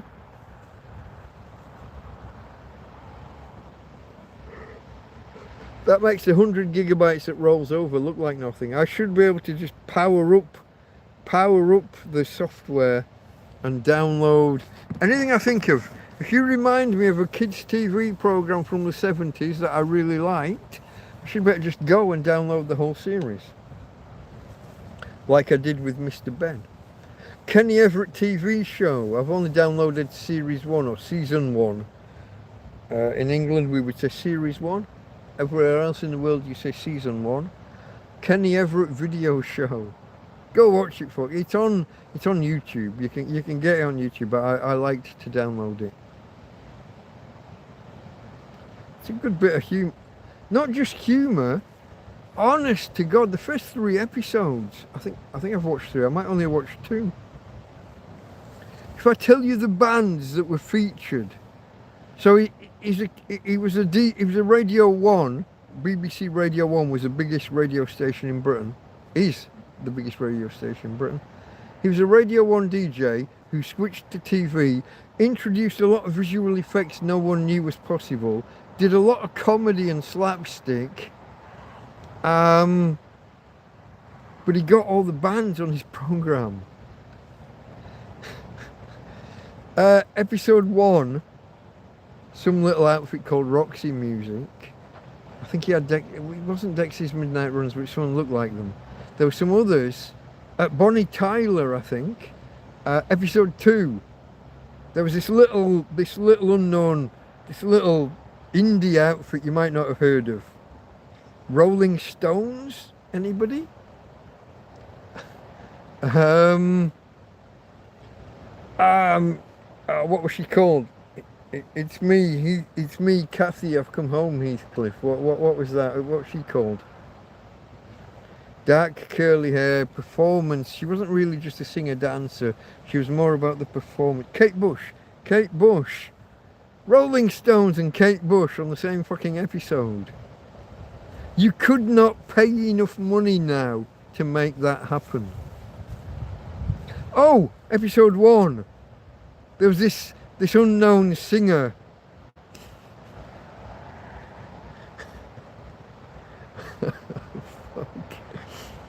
Paul gives a clue, anybody? Paul fucking McCartney. I think it was Wings. I think it was the full band, it was Wings. Roxy Music, Wings and Bonnie Tyler on episode 1 of season 1. Season 2, the Rolling Stones, Kate Bush. The lad done good. When you look at it now, just from a musical point of view, and this is before people did videos, guys. This is before music videos weren't invented yet. The sets that they did on his program could have been used as music videos. For anyone in Britain who watched a series called Strictly Come Dancing, and there was the woman, the female judge, Arlene Phillips, was it? And you wonder, who's Arlene Phillips? What's she famous for? A little outfit called Hot Gossip, who started on the Kenny Everett video show. It's all, there's like a history of British music and dance there. And then you've got Kenny Everett being Kenny Everett. Go watch it for R-E-T-T in the Everett. Kenny Everett. E-double-V-E, I said it wrong, didn't I? I think it's E-V-E-R-R-E-T-T. I think. Might have that wrong. But for anyone who doesn't know Kenny Everett, you're in for a treat. Just go and look up some clips on YouTube and then decide if it's for you. If it is, just go and download the entire series, because it's just... It is just... And as a teenage boy, no, I was probably 10. It started in 78, I was 10. But Hot Gossip. Maybe I was an early starter.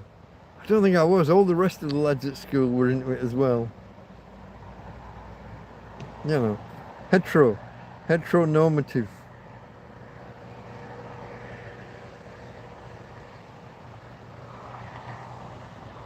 Hello, moderator. Did a moderator arrive? I don't see. Am I missing? What am I missing? I've got to go at the bottom. I'm going to come back up. There's Rich. That's a lot of bytes. The 2 terabytes on the hard drive, yeah. 2 terabytes. Okay, 2 paychecks away from being a freeman of the land. Yeah, okay. Memory's a minefield. This is true. Life can fuck you up without warning. It can. Like, so many people are, in America they say people are 2 paychecks away from disaster or homelessness or similar. And in a lot of ways, yeah. It usually needs some other coincidence to come. You know, you lose your job. Okay, that's tough. But maybe you've got a little bit of money set aside, a month or so. But something else happens. A death in the family and you've got to pay 3, 4, 7, 10,000 for a funeral. Whatever they cost. It's not... If other people haven't made arrangements and they pop their clogs and you're in the chair for paying, it doesn't take much, folks. We're all, you know.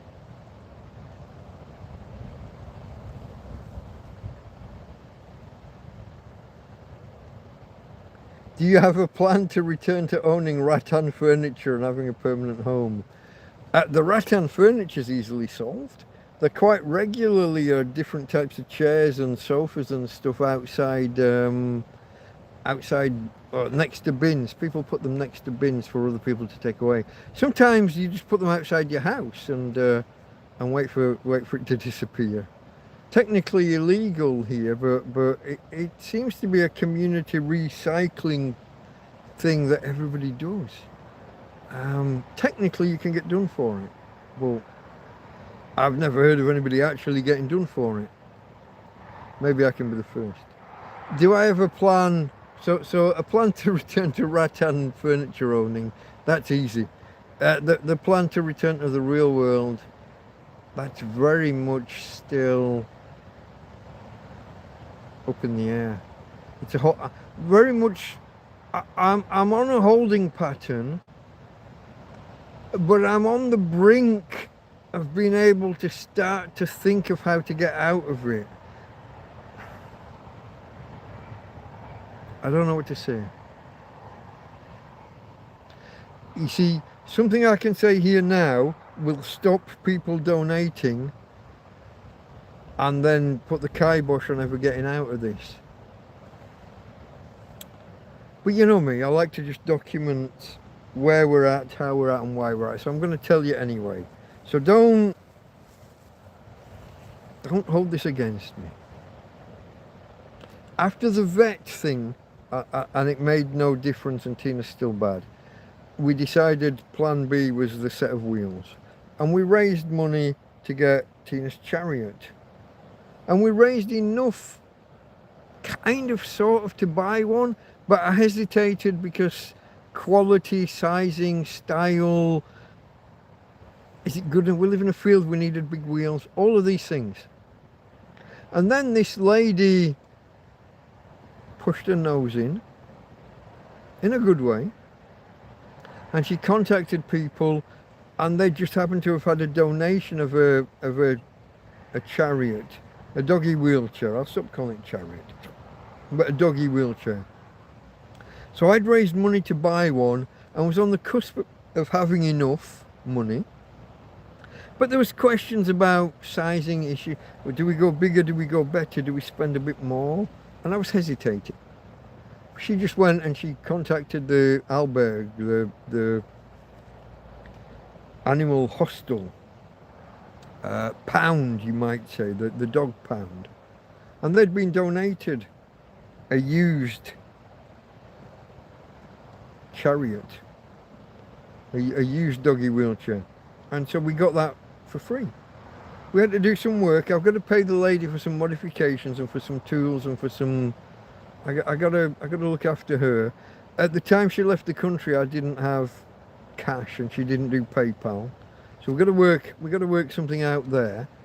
That's a bit of an issue, but I owe her a little bit of money. But the thing is, we'd raised money for this, and then we didn't need money for it, or not much money for it. So I sat on a little bit of extra cash. This is the part where I might put you off from donating. You see there's a PayPal donate link at the top of the chat, just to remind anybody. But me telling you that I sat on some money, a little bit of extra money, that didn't go where it was initially intended. And I know what that sounds like, and I'm aware of that, guys, I'm aware of that. But it's helped me take care of some other things that were accruing for the future. This tent has come through summer and has taken a toll, to be honest, and it's got mice inside it already. It's showing signs of wear and tear. Tina broke the doorway at that side. It's all a bit, it's not gonna last forever.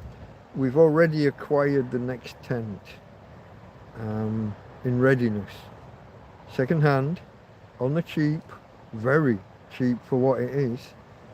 I owed money to Karen for things that she's helped me with. I'm not going to detail them here, but you know, you can trust. I hope by now, if you've been here a while, you can trust that Karen's got my best interests at heart and she's not ripping me off on anything. I hope you can trust I'm not ripping you guys off on anything. Guy living in a field, disabled dog, I've literally stepped out this field twice in the last year. Once was to go to the courthouse, and once was today to go to Karen's to get my hair cut. I have literally stepped out over the road to go to the shop that's another 100 metres that way. Once, sometimes twice a week. Get ripped off, pay 50% over the odds for anything I buy, because I couldn't get to Mercadona because Tina can't go anywhere. Now we've got the wheels. Oh, sorry, 3 times, because last Friday I went to Tweety's, didn't I? 3 times in the last year. I forgot about, how could I forget about Tweety's? Now, there's a video coming out in the morning. You'll see the state of my feet. Today, 7 days after that visit, and how I had blisters within blisters within blisters. There's craters 3 depths deep, still visible on my toes.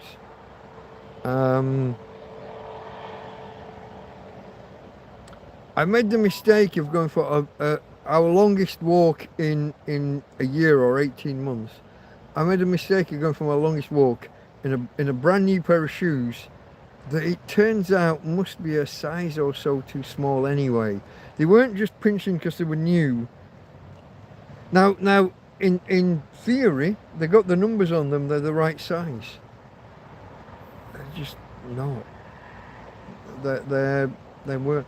I put them on and I thought, oh, these are a bit of a pinch, but I'll do, you know. And off I went in a brand new shoes that it turns out are at least 1 size too small. And by the time I got back from a kilometre walk that way and a kilometre walk back, it doesn't sound like a lot. It's 1.5 miles-ish, just under for you Yanks. Is it? Hold on. Kilometre. Ish. 1 point. Yeah, there or thereabouts.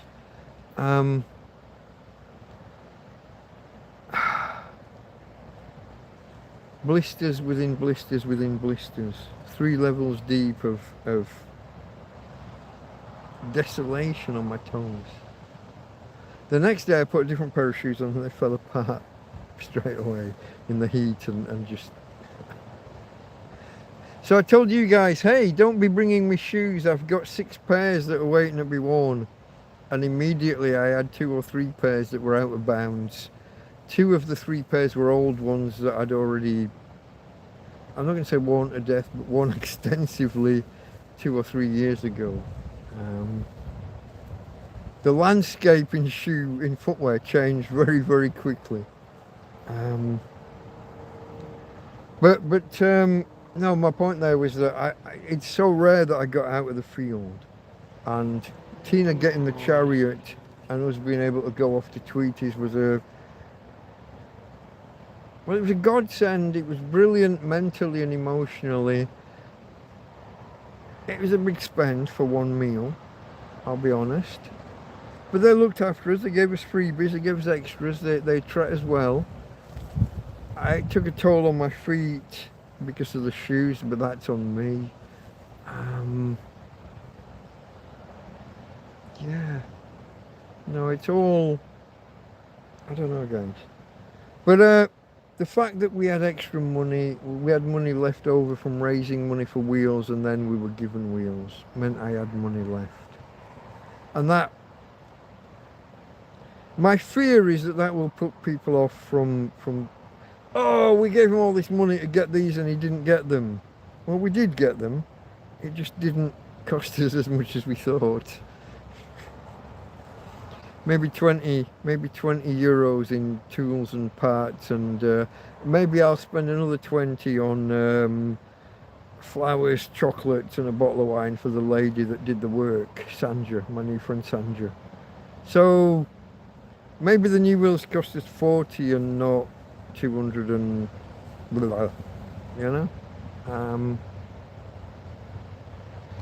But the next tent is paid for already and is here already.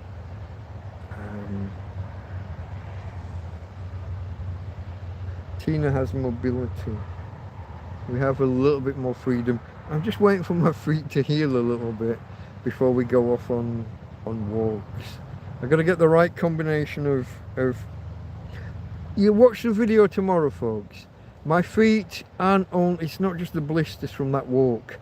I picked up a couple of bites and scratches that got infected.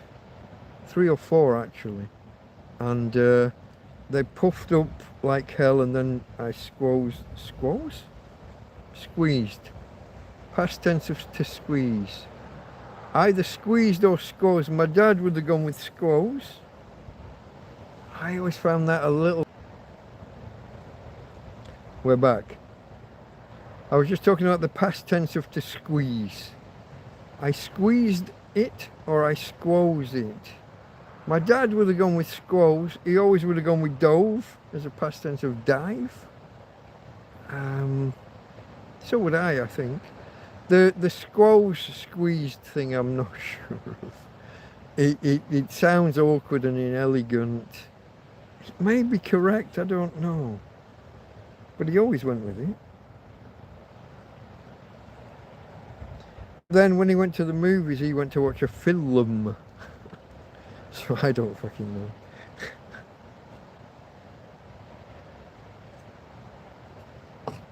Suffice to say, my feet injuries are not only the 3, 4, 5 blisters that I picked up, or blisters within blisters, but I also had literally 3 or 4, and this is the first time this has ever happened. I had cuts and scrapes and what might have been a spider bite get infected, balloon up and seal up and make it difficult to move my ankles, and then become a pus-filled fucking pustule that needed to be popped. And yeah, so I'm waiting for all this to die down for me to take her back out in her chariot when she needs, and this isn't going to change, folks, this isn't going to change. When she needs toileting, the morning walk is always going to be me and a belt under her waist, just walking her. If we need to go out for between 2 minutes and 5 minutes, I'm not spending 10 minutes setting her up in the chariot. Maybe I'll walk her for 5 minutes first, and after that's all done, after the ablutions are done, I'll put her in the chariot and we'll go around and we'll do a cliff top. One day I'm going to do a live stream from the cliff top when the sun's coming up. Now sunrise is getting a little bit later at the minute. I think somewhere between 7... It gets light about 7:15, and I think sunrise is technically 7:30. Maybe I'll get up at 7:15 one day, walk her, do her ablutions and you know, squeeze out a poo, and then put her in a chariot and we'll go around and do that. Maybe. Watch out for that. It's a half idea that I've had for half a while now. I'm definitely not just bringing her out of the tent and putting her in that, because if she goes while she's in that, she's gonna make a mess of it, and I'm gonna have to spend half an hour cleaning. Well, I won't be cleaning it off a shovel, but I'll be cleaning it off a, you know what I mean, off a cross beam and off a padding and off a. Nah. If you watch back, I think I'd already told you when the police first brought the doggy wheelchair, and it was a 4-wheeled thing, and they put it all together, and then I picked her up and put her in. I didn't realise, but she shat all down my leg. There's a past tense word, shat. I picked her up, put her in, and for 5 minutes I'm talking to them, and I've got shit hanging off my fucking leg. Was that Karen saying goodnight? Hold on. You could have done a pimple popper video. I would have needed a third hand to hold the camera. You haven't spent the money on nothing. It's for survival. This is true. I know. There was Karen arriving. There's Mr. S saying hello to Karen. You have a rattan coffee table. I do actually, yeah, but it's like 1.5 meters square. You know, 1.5 meters by 1.5 meters. It's too big. There was a lot of bites. That's back to where we're talking about paychecks and. Oh no, that was Karen saying goodnight to Mr. S, who's off to bed. Karen's not leaving us. Mr. Sharafsha, or Mr. S, as we know him in Scruff Dog territory, or Mr. S Giraffe, as I referred to him once or twice because it's close. Mr. Giraffe. Catch you later, bud. This is Friday. I'll catch you tomorrow night in Clive and Scruff Dog. It is Friday, yeah, I've got my days right. The days fly by. Ah, Rich, that's... Oh man, that's too much. Don't do that. I got 2 videos. I think I've got 2 videos ready to go out tomorrow. One I've been promising, and I even mentioned in the video, which is a little bit awkward. I might have to put a correction or disclaimer or something. I promised you guys that I was going to revisit my first ever video and add commentary around it, like with hindsight, add extra commentary around it. I took a 20-minute video, or maybe 25, and I turned it into almost an hour and a half. I'm not quite sure whether to release that as one video and have no one watch it because who's going to watch an hour and a half video, or whether to split into 2 or maybe even 3 separate parts. I don't know, but I've gone through it, and the edit it's good for what it is. How I release it, whether I release it as one part or break it into 3. If I break it into 3, I've got to do some extra editing to add, like, end of part 1 continued in part 2 kind of blurb. This is part 2. If you didn't see part 1, go. However, I've got to do, I don't know what to do with it. I know you guys that are here now and that will watch a 4, 5, 6 hour live stream. You probably, one way or another, whether you do it all at once or whether you do it in parts, you'd probably watch an hour and a quarter or an hour and a half video. But whether the masses would or not. Look at this, I'm only 2 hours in and I didn't even catch the top of the, I didn't catch the 2 hour. Hold on. Does that say 32 or 52? 32. Alright, that reassures me. Now I've got to get rid of that off the screen. Okay, folks. So it's midnight. The wind's blowing. I hope this pan scrub is doing its job. I do apologise.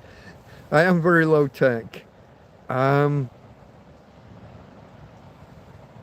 All of you guys that were pestering me for like a delivery address, and now we've got InPost, and there's details in the description of how you might be able to try and send me something through InPost. InPost. I'm not sure how to pronounce it. If someone wants to get me like a Bluetooth microphone or even a wired microphone that's fluffy and got a wind protector on the end, I know these things are not particularly expensive. I just don't have the ability to walk around this shop at the top of the road here for an hour. It's a really big shop. I don't have the ability to walk around for hours looking for such things because somebody has to look after the dog. But it might be useful to test out the InPost locker with a low value item. My understanding is postage to these lockers starts from about £2, £2, $2, $2 whatever. So something like a 2, 3, 4, €5 microphone with a £2, euro, dollar postage fee. It's better than sending something $200 and having it go missing, isn't it? To check out whether it works, because I don't know whether it works, how it works, whatever. But a lot of people were asking, how can we send you stuff? Oh, guys, I did not get a sleep this afternoon because I was out. Blame Karen. I did not get a sleep this afternoon. I was out 2:05 or half 2, just after 5. Something like that.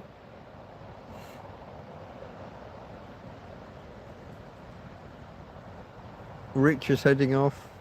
When was that? Did I see it? Is that 12:33? Okay, just a couple of minutes ago. You might even still be here. Good night, mate. And thank you for everything that you've done. Haha, I do need my afternoon nap. Usually I have my afternoon nap still here, but good night. Yeah, okay, mate. Catch you later. I usually have my afternoon nap while listening to some naff. Naff means trash, rubbish, for anyone who's not of an English or British persuasion. These sci-fi stories that I've become, it's probably not too far-fetched to say become addicted to. There are really only 3 or 4 storylines. Very occasionally, a story veers from these 4 storylines. But on the whole, they're aliens come to invade. They're about to start their invasion and things start going wrong for them. Miscommunications, their computers get hacked, it all goes, my God, their weapons don't work. Turns out the Earth is so far more advanced than the rest of the galaxy that nobody could possibly know. That's one storyline. And another one is aliens kill either our ambassadors to the Galactic Council, or they kill 50,000 or 2 million or 20 million settlers on one or more colonies that we've started, and we get the red rag, we get the rage, we go off and we genocide them, we remove them from existence with our advanced tech, because we've always got more advanced tech. The other one is we detect an invasion fleet approaching and it's going to take years to get here. And our tech is really poor and we're really behind. But now we know aliens exist and they're coming, and they're going to come and get us in 5 years, 10 years, 20 years. The fleet's on its way. And we somehow go from being the most backwards bunch of bastards to being the most developed bunch of bastards ever. Same thing, aliens arrive, they've been planning the invasion for 100 years. And they've been planning it based on watching I Love Lucy or similar, 1950s TV series. By the time they get here, we're more advanced. It always boils down to we're more advanced than them. Or we're more adaptive. Or we're something what's called we're a class 16 death world. And in their entire classification of really hostile death worlds, their classification only goes up to 15, but we're class 16.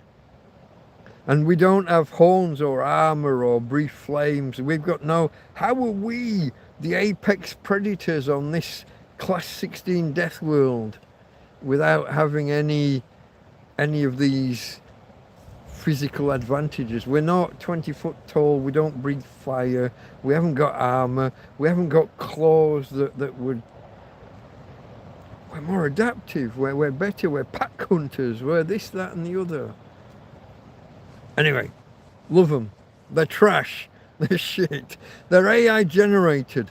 The AI says the wrong word. The AI story generated says something about having claws to tear something apart. The AI that reads it out says we have claws to tear it apart, because tear and tear are spelt the same. Oh, Karen is off now. Night. Karen's off to bed. Night, Karen, and thank you. The video will be out tomorrow morning. The video about the haircut and everything is definitely out tomorrow morning before lunch. The video revisiting my first ever video that none of you have ever watched, and I know that none of you ever watched it. That video is coming out probably tomorrow. I don't want it to be too soon after the other one. Is it possible I release it Sunday morning instead? Maybe. It's coming out this... I'm going to say it's coming out this weekend. Whether I split it into 2 halves or into 3/3, still uncertain.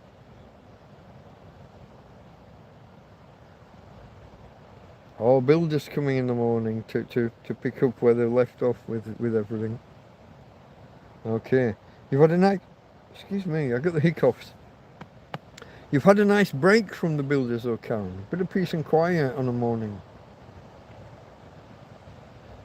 Shame it's over. Back to the grind. There was Karen saying you could have done a pimple paste. Jump back to pimple popper video. I do need my afternoon nap, as I was explaining some moments ago. Builders in the morning. Man is programmed to go back to the God's Orion belt. That's a statement and a half. God's Orion's belt. Yeah. You know that Orion's belt is a set of stars that are like nowhere near each other. They're not. It's not like they're the same distance from us, but in a line.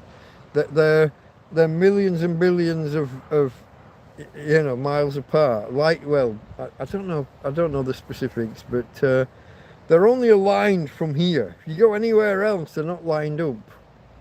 It's God's Orion's belt. Don't know. Love me, Orion. I talked to him while I was living outside. If I see him nowadays, I still talk to him. It makes me sound crazy, I know, but I lived in a field for 5 months without a clock, without a light, without knowing what time it was. I talked to Orion because he came up over that tree at 7:30 every night in winter.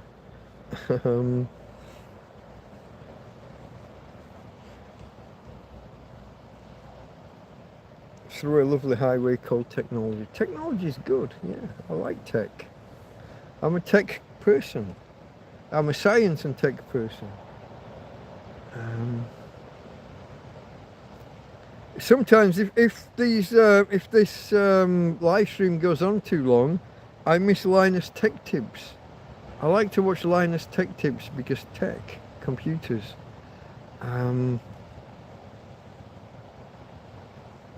been quite the week with Lewis Rossman again, hasn't it? I don't know where to start, or whether to start on any of that, or whether to leave that for another night. Maybe leave it for Sunday.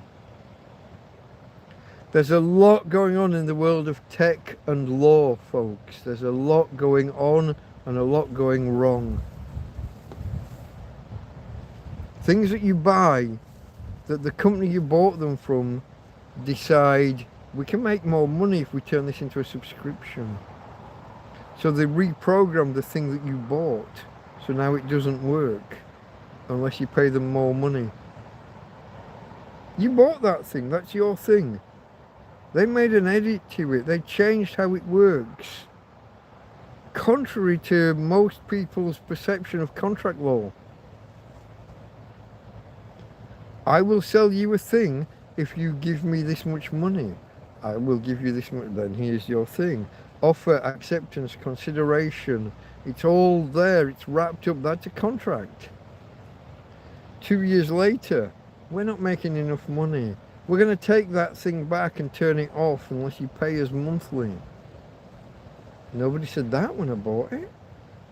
Yeah, but our terms and conditions say that we can do this. Your terms and conditions are very, very unfair.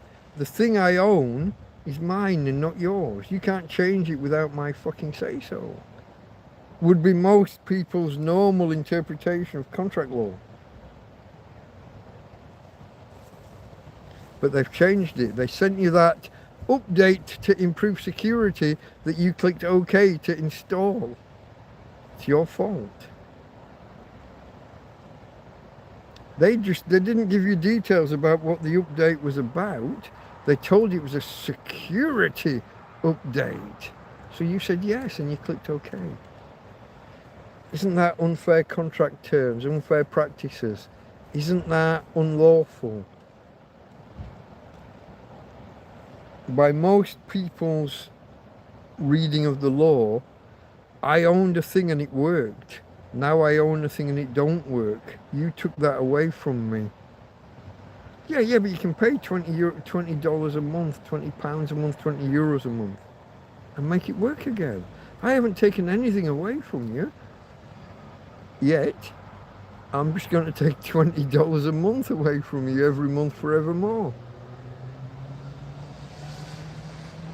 For the thing that I bought outright 2 years ago. You sure about that, pal? Because Lewis Rossman has a friend who's a billionaire and they say no. And when he says no, it usually means no. Contracts are null and void because naval law and Queen Elizabeth and... Yeah, all contracts are null and void, i.e. no full disclosure. I love your sign of nature. I'm laughing with you, not at you, my friend. But I think I am anyway. I hope I am. We don't agree, but all law is contract law. It's all naval law. It's all, and I've never signed up, and therefore I'm not bound by it. And I'm a free man of the land. For anyone who doesn't know, here are your search terms. Free man of the land, and the other one, hold on, sovereign citizen. Go make up your own minds, I'm not telling you what to think. I don't think that they stand up in the court of law. Our friend here, Sign of Nature, is fully on board with those philosophies, or that. They're basically the same philosophy but expressed in two different jurisdictions. America, I believe, call it sovereign citizen. Free man of the land is the British or European interpretation of the same philosophy. The idea that you can opt out of the law of the land because you never signed up for it or never signed a contract. Why should I be a citizen of the king or the queen and under their courts Nobody asked me. Go read up on it. It can be expressed far more eloquently than I can do it. But it's your basics. That's your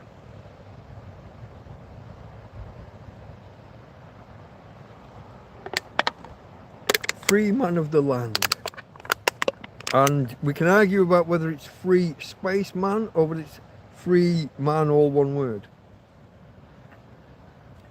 There are disputes and discussions on, because law is a word game.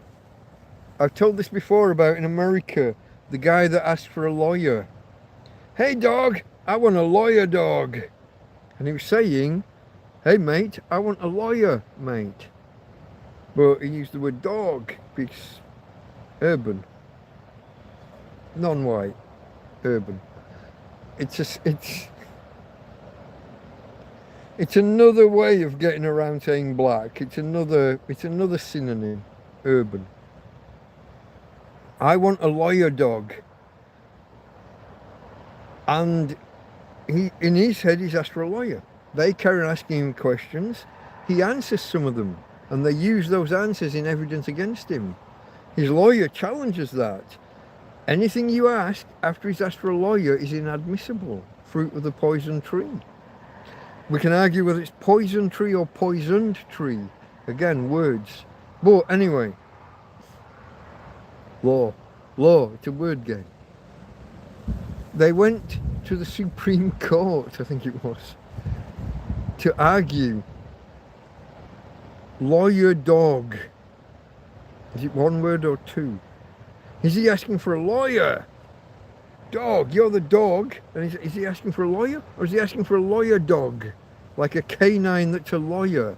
And the Supreme Court decided there are no dogs that are lawyers. Therefore, he couldn't possibly have been asking for a lawyer dog, a canine lawyer.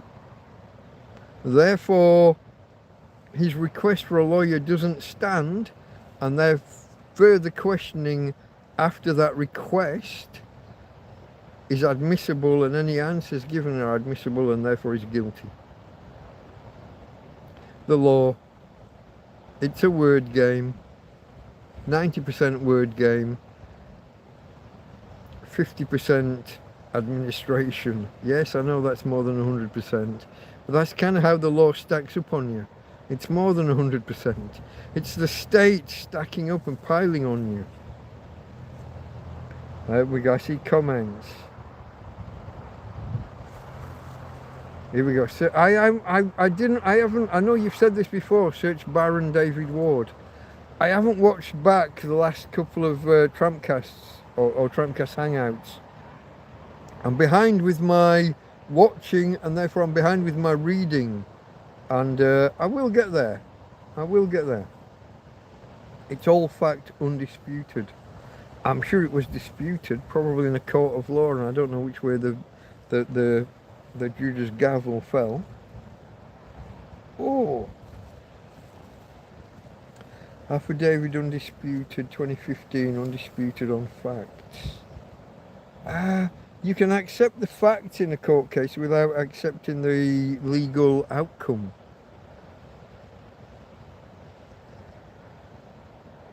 You say I was stood in the street drinking a can of beer. I agree, I was stood in the street drinking a can of beer. You say that's illegal, I say it's not. We're agreed on the facts, we're disagreeing on the law, and that's for either for the decider of fact and then the decider of law. Oh, we don't need a decider of fact, we're agreed. We need the decider of law to decide, was that against the law or was it not? You can agree on facts, doesn't mean, so fact undisputed doesn't mean court case undisputed. As far as I understand these things, and I'm just an internet,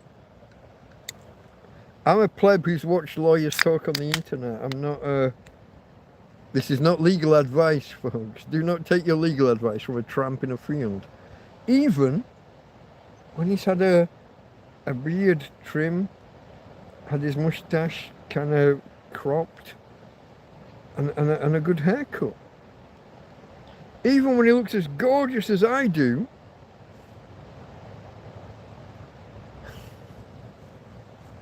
Most handsome tramp on the planet, maybe. It's been alleged. It's been suggested. By me. But don't be taking illegal advice from a tramp in a field. I think that goes without saying. But I felt it necessary to say it. Sometimes I sound like I know what I'm talking about. Sometimes I do. Sometimes I'm close but wrong. Sometimes I'm just utterly fucking bizarrely way off. Do not listen to me. I'm not a lawyer. I don't even play one on the internet. I play a tramp on the internet. I play a guy called Delta Mike. Delta Mike doesn't exist. He's a character I play on the internet. He's very closely linked with me. He's homeless, he lives in a field. This is his tent, this is his field, this is his dog, all of that. It's just that the names have been changed to protect the innocent, you might say. I guess that's what I'd say.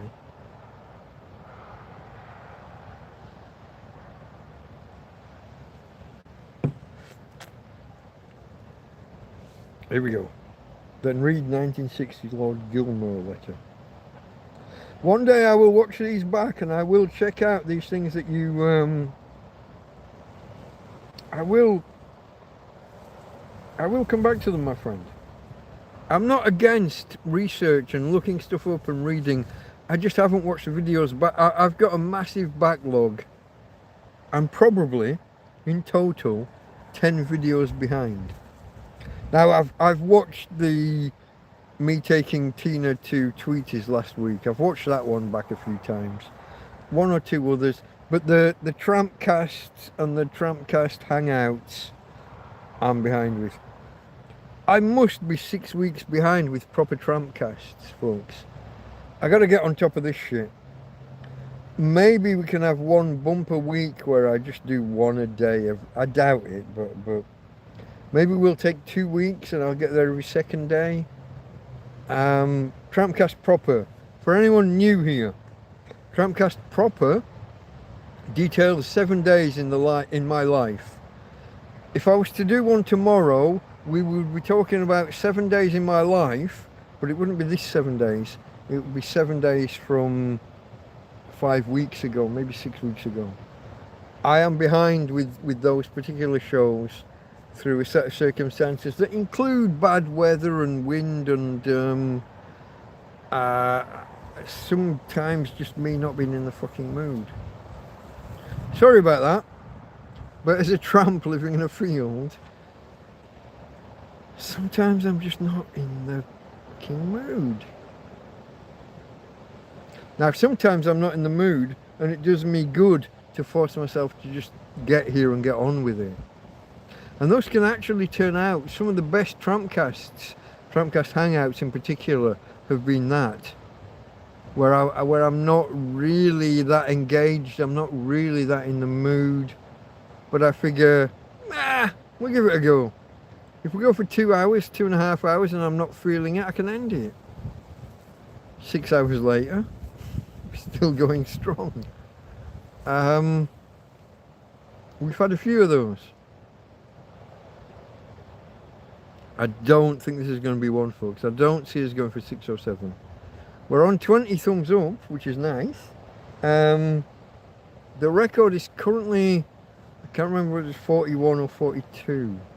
Don't think we're going to get to that. But anyone who hasn't hit thumbs up yet might like to consider it. If you're new here, please do come and say in chat, hey, I'm new here. What is this? What's it all about?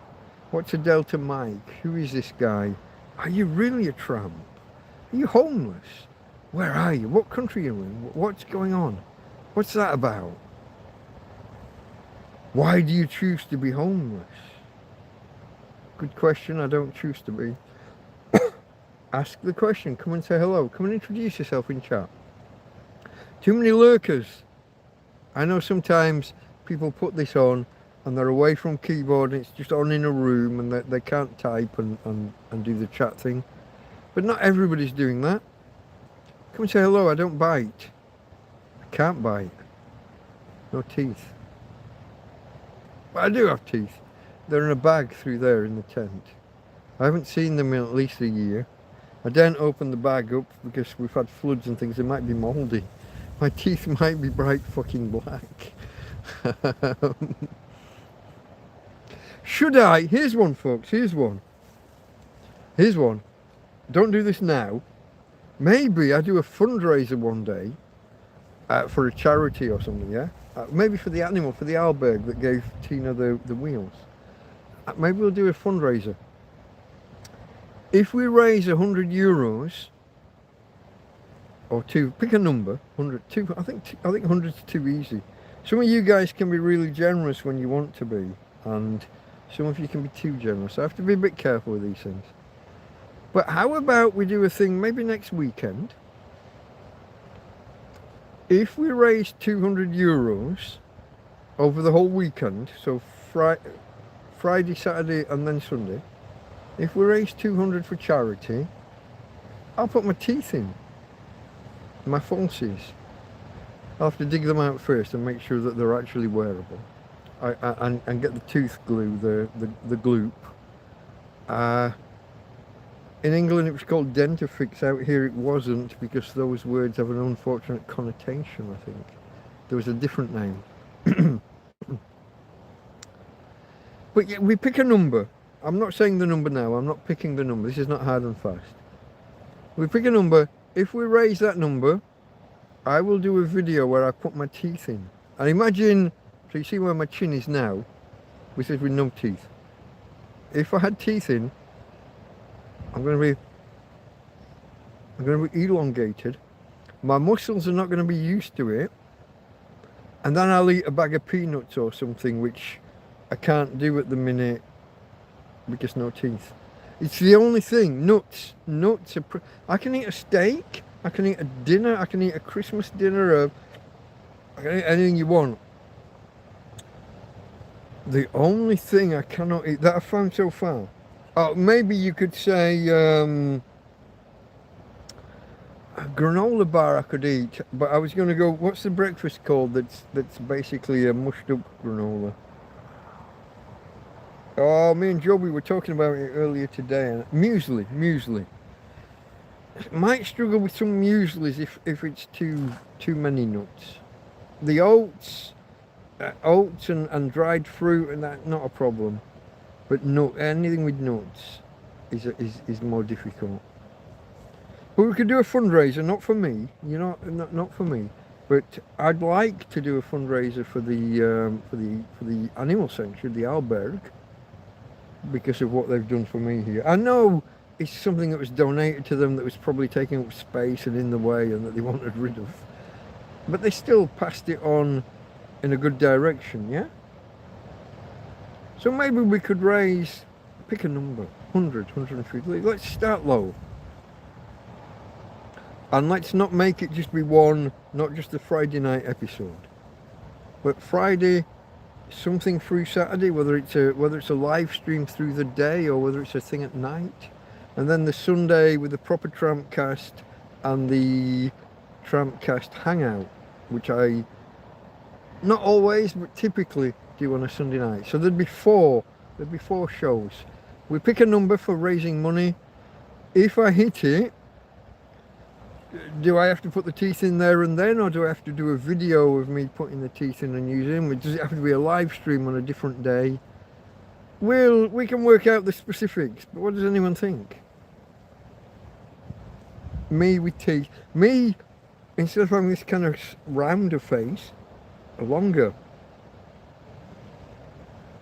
My muscles wouldn't be used to it.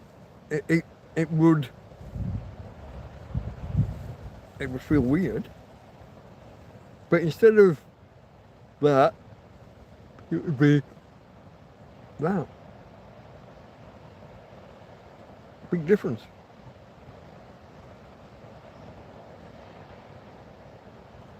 Maybe nobody cares, I don't know. Maybe it's just me. But I'd like to do something for the alberg. Not just for these wheels. Tina's been there about 3 times, I think.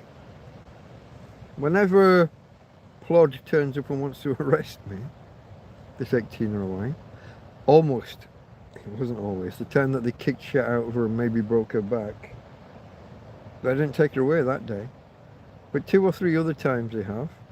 There was times in the before times when I first got Tina, in the first month or 3, she wasn't that confident with me.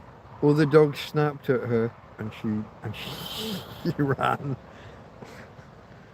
The first time, fortunately, she found her way back to a local bar that we had frequented, and the sausage man, as we called him, gave her hot dog sausages in the morning, called me and said, "Hey, your dog's here." Okay, and I'd been frantic all night. That was the first time she ran away, but there were other times where she ran away, didn't make it back, and she was in a position she shouldn't have been, and the dog warden got her and took her to the alberg. And the dog warden works at the alberg as one of the keepers, I think. So I guess a debt is owed, looking back. Certainly given the chariot that's here, and the historic looking after her while I spent a couple of nights in the cells on a couple of occasions. Bastards. Something and nothing. No extra charges, no nothing. Just there's a warrant. Well, of course there's a warrant. Because when the court date was issued, you didn't come and bring it to me. When I'm at the place listed on the fucking court documents. Nobody brought them to me. The man in the tent opposite the Repsol garage, Cala de la Thora. There's no other tent visible. There is now actually a second tent, but that's a different question. They had my location, they had my phone number, they had my email address, all through this entire process. Sick of saying it, and I know some of you are bored of hearing it. I'm probably clicking off right about now. But those were my arrests. And if they arrest you on a Friday afternoon, you're there until fucking Monday afternoon. They've got 72 hours, they're going to use 72 hours. And sometimes, then some. That's always interesting.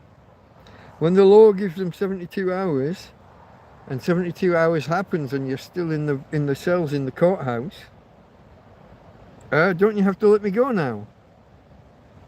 What do you mean? We're processing you. No, mate, you had 72 hours. It's been 72. You got to let me go now. No. Thuggery, gaslighting, abuse of office, etc. All of the above, yeah. Hold on. 1972 was the EU Act, wasn't it? It was the act that allowed the vote for whether we went in or not, and permitted us to go in if the vote was... Well, no, it signed us up and then asked us if we wanted to leave. I'm not entirely sure on the process of how we entered the EU with Ted Heath, etc. My belief is Parliament signed us in, but with a get out if the British people didn't agree. So they signed us in and then you're in. But then within the next 1 or 2 years, there had to be a referendum on whether the British people wanted to stay in. See, it was the first Brexit vote, really. They'd signed us in, and then you had to vote on whether to get out. It wasn't vote to go in. They'd already signed us in.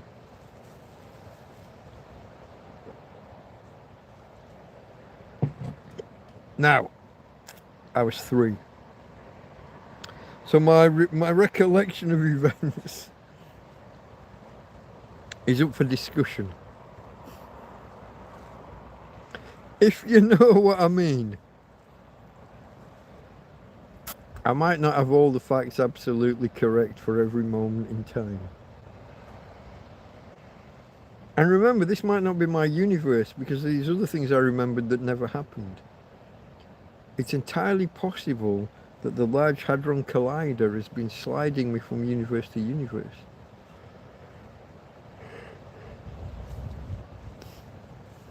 If you watch the TV series, folks, Sliders, don't. Not that it's bad, it's brilliant. But the ending is so dark.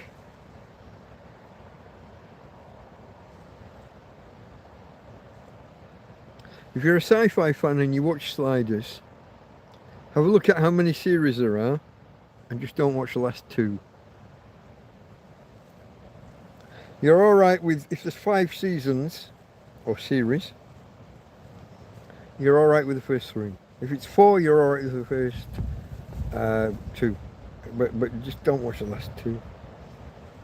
Not that every episode's bad, but the overall plot arc is so fucking dark.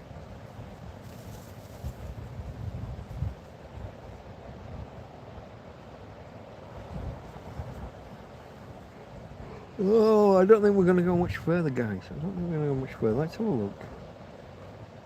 What's... It's only me and Sign of Nature talking, is it? I think it is. 1972 Queen, where was that? It's jumped. She became head of state only, so all act statutes become void in 72. Interesting theory. Let's see you argue it in the House of Lords. People didn't get votes for EEC. Okay, European Economic Community. We didn't get I think, like I said, I think we got signed into it, but then we had a referendum on whether to stay in 74 under Heath. I think that's how it was. I'm fairly sure that's how it was. I think I'm right. I know I'm right. I'm only HAPPY. No, that was Laughing and... what was that TV series called? Only When I Laugh. I think I am, I know I am. I'm HAPPY.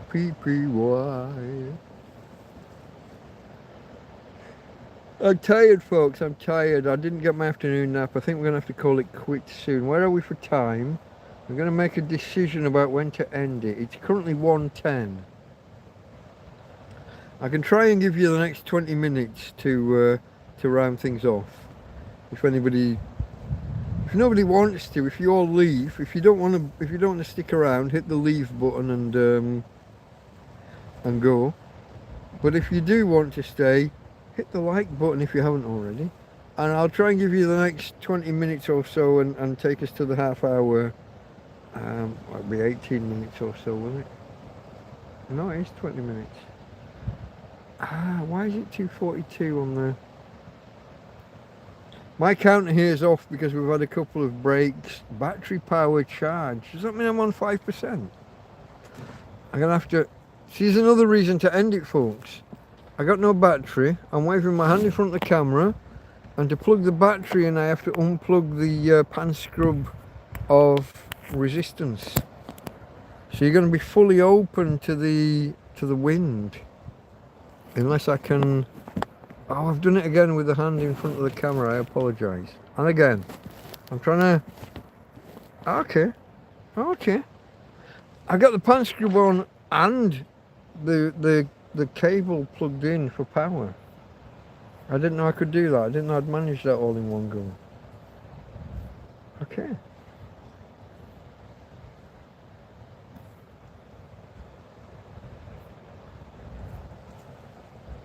I appreciate the donation to the person who sent the donation. That was a magnificent donation, especially as I was in the middle of explaining why people might not donate because of what might look like financial shenanigans. I assure you it's not. I genuinely raised money to get wheels for Tina, and then we would donated them. But then they needed some rework. If you saw the first video where Tina was in them, and it was a 4-wheel thing, and it needed adaptation, and the people that helped me spent money to help me on tools and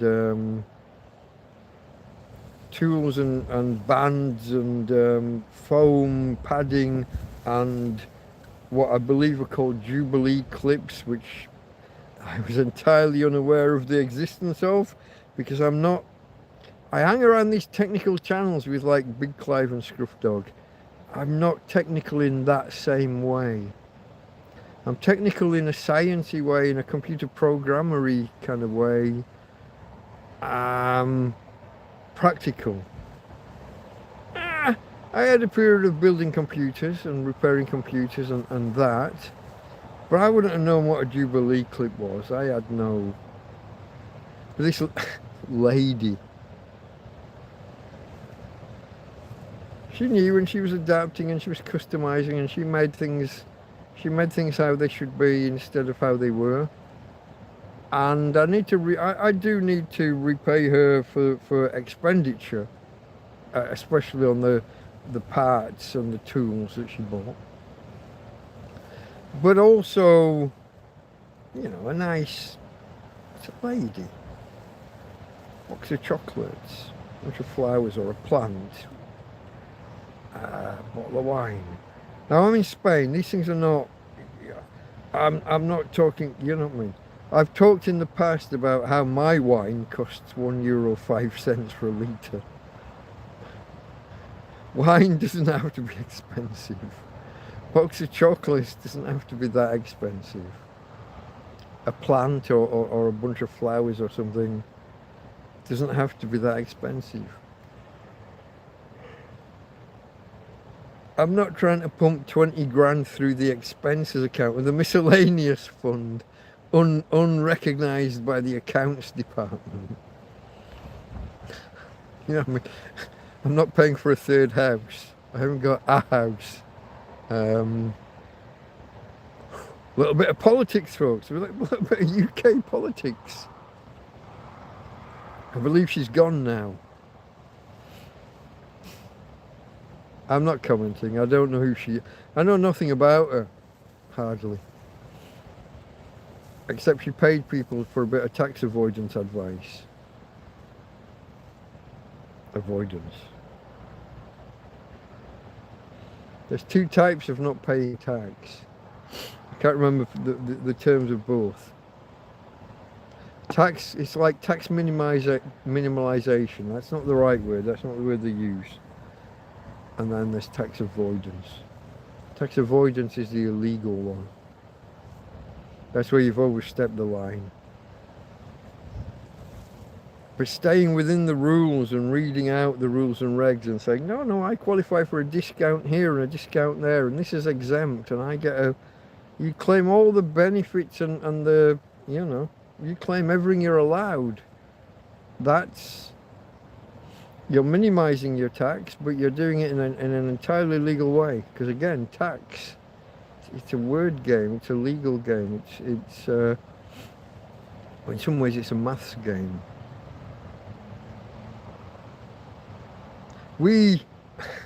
God, should I say this? This might get me in trouble one day. We charged the company for the internet in our house. When I'm at home I need the internet to do work. I will work into the night, so that there's all that. But also it was the registered office, and so it's part of the company. And the lawyer looked at us and said, "This is not for your home personal use, is it?" And we went, "No, it's for the office and the registered office for the company." You know, it's hear no evil, you know, see no evil, hear no evil kind of.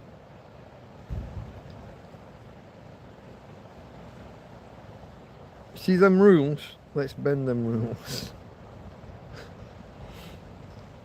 Or let's just make it out to be a little bit more in line with those rules. We're 75% in line with those rules. Yeah, let's tell them we're 90% in line and they're not bothered about the 10%. First one of you that doxes me to what used to be called the Inland Revenue. HMRC, I think it is now. See, well, I worked for Customs Access. Oh, you got the whole her versus him Her Majesty, His Majesty. But revenue, Her Majesty, His Majesty's Revenue and Customs now. Back when I was there, it was Her Majesty's. There was Customs and Excise, and then there was Inland Revenue. Two separate things, and never the twain shall meet. And I never understood why. They were both claiming taxes and duties and whatever. Why do we need one and not the other? But apparently we needed them. And there was not a lot we could do about it, and the government said so, and it's the law, and what do you do? Right, folks, where are we for time? 1:18. We've got 12 minutes until the bottom of the hour. If I can make it that far. As you can tell, I'm tired. I didn't get my afternoon walk. Look at my doggy. Let's see if I can show you my doggy. No, I can, but I'd have to. I got to take the pan scrub off, reverse the camera, turn the light on. Here she is, look. Here's my girl. Tina, have you seen her? Have you seen her? The girl called Tina. I got a girl called Tina. Have you seen her? There she is. There she is. Fast asleep. She spent the afternoon with her Uncle Joby. That was different for her. Not having me here. That goes off, that comes back around. And we're back with the star of the show. Not really. We all know he's not. Star of the show. We all know it. I don't want to be that guy though. I watched a video the other day about people who prey upon their animals. They got an animal and they make their entire YouTube channel about the animal. They're in every video, but they make it about, oh, here we are, folks. Oh, look, and here's, I don't know, chipmunk or mongoose or whoever. And I'm like, no. The channel is about me, my struggle. How far right is that, folks? You want to call me far right? Translate Mein Kampf into English. The channel is about my struggle, or my struggles. I wouldn't know how do you pluralize that in German? Kampfs, or I don't know. Maybe you have a different word, but I've done it again, haven't I? I just mentioned a little bit of far right, and suddenly we're off, and we're all Hitlerian, and we're translating words. Does it mean this? Does it mean that? Can you do this? Can you do that? Did they do this? Can I do that? Is that not? Ooh, is that allowed?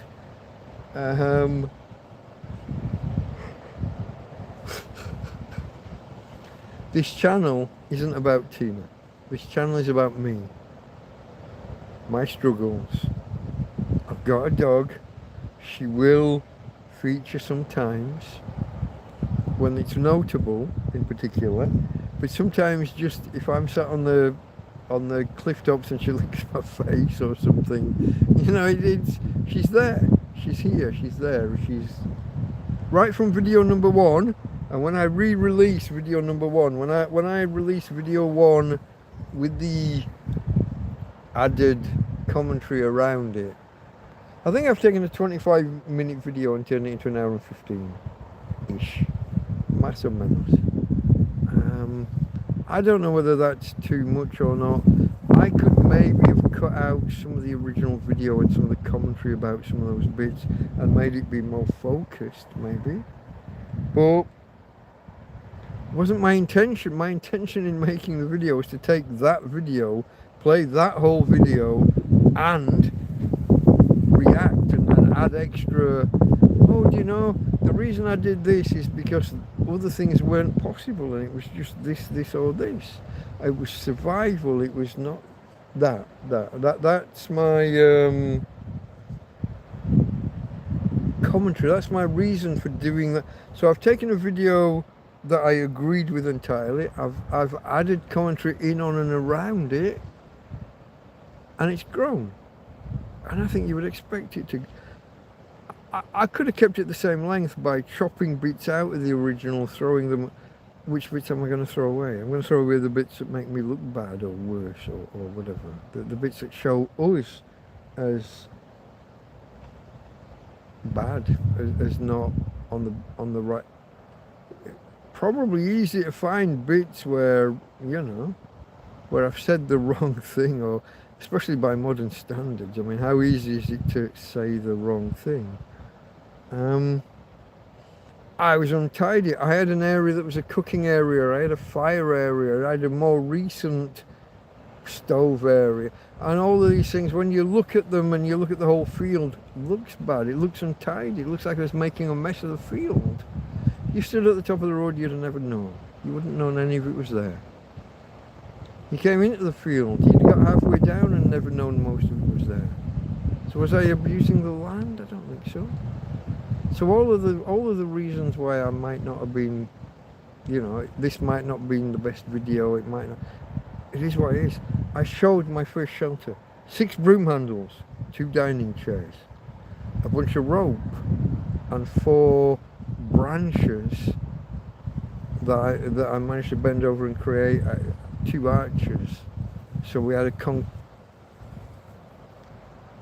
convex roof instead of a concave roof. I always have to think convex and concave. Cave inwards because cave in. Convex. I had 4 branches and 4 stakes. And stakes into the ground, branches tied to the stakes and then arched over and tied under the fabric and at the right height, getting them the right height. Because the fabric was already there and the broom handles were already, everything else was already there, but sloping inwards. You don't get the full sense of it. You don't get to see me build that old shelter. You don't get to see why the shelter was as bad as it was. But I had commentary about some of the who, how, when, where, whys. It gets a little bit deep at times as well. It does. We've got 5 minutes according to my clock until we're on, is that 2 o'clock? No, 1:30. Okay folks, yeah, because we're waiting on 3 hours and I started to 10:30. So yeah, I'm rambling a little bit, but I do that. I don't know if you've noticed. If you've been here a while, you'll know this. This is maybe not one of the better podcasts, but I've done not much this week, so I felt I needed to come and just say hello, if nothing else, just to maintain the camaraderie, just to say hello, just to be here. But we're going to wrap it up in a few minutes, so again, we've got less than 5 minutes. We've got 4 minutes to go, or maybe 3.5. What I will say is to anybody who hit the like button, cheers.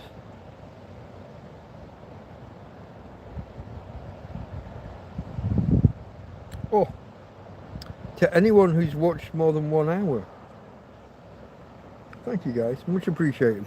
A lot of people roll in and roll out 15, 20, 25 minutes, and that's all right. If you roll back in tomorrow and watch a different 25 minutes, and until you've watched it all, I'd like that. We haven't really talked science and what have you. I did a bit of politics earlier. There's been some fascinating science this week. What I would like is for you to join me on Sunday night when we do another TrampCast Hangout, and I will definitely touch upon some of the science, which includes growing spinal nerves and fixing paralysis potentially, regrowing teeth enamel so that you don't have those, as your teeth go and you get those, if you're eating ice cream or coffee, hot and cold, get in the crack in the enamel and That might be a thing of the past soon. Various other things, some not astrological, astronomical. Fuck. I'm saying I'm a man of science and I start talking about astrology. Okay, fair enough.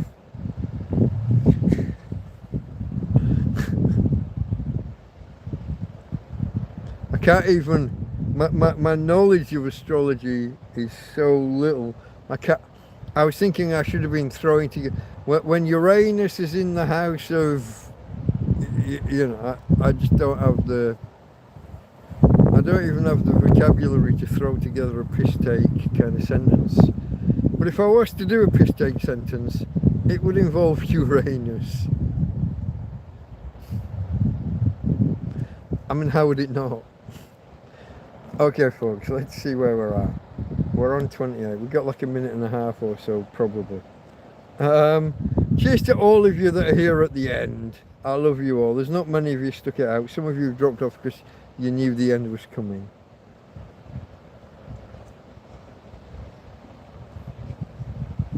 It's a short one. It's not one of the better ones. But I love you all and there's nothing you can do about it. Oh. Should I try that again? I love you all and there's nothing you can do about it. And so does Tina. What's Tina doing? She's had a quiet week because we haven't been out with the trolley because my feet couldn't go far. So that's impacted her. Quiet week really. Today she spent 3 hours with Joby while I was off gallivanting about.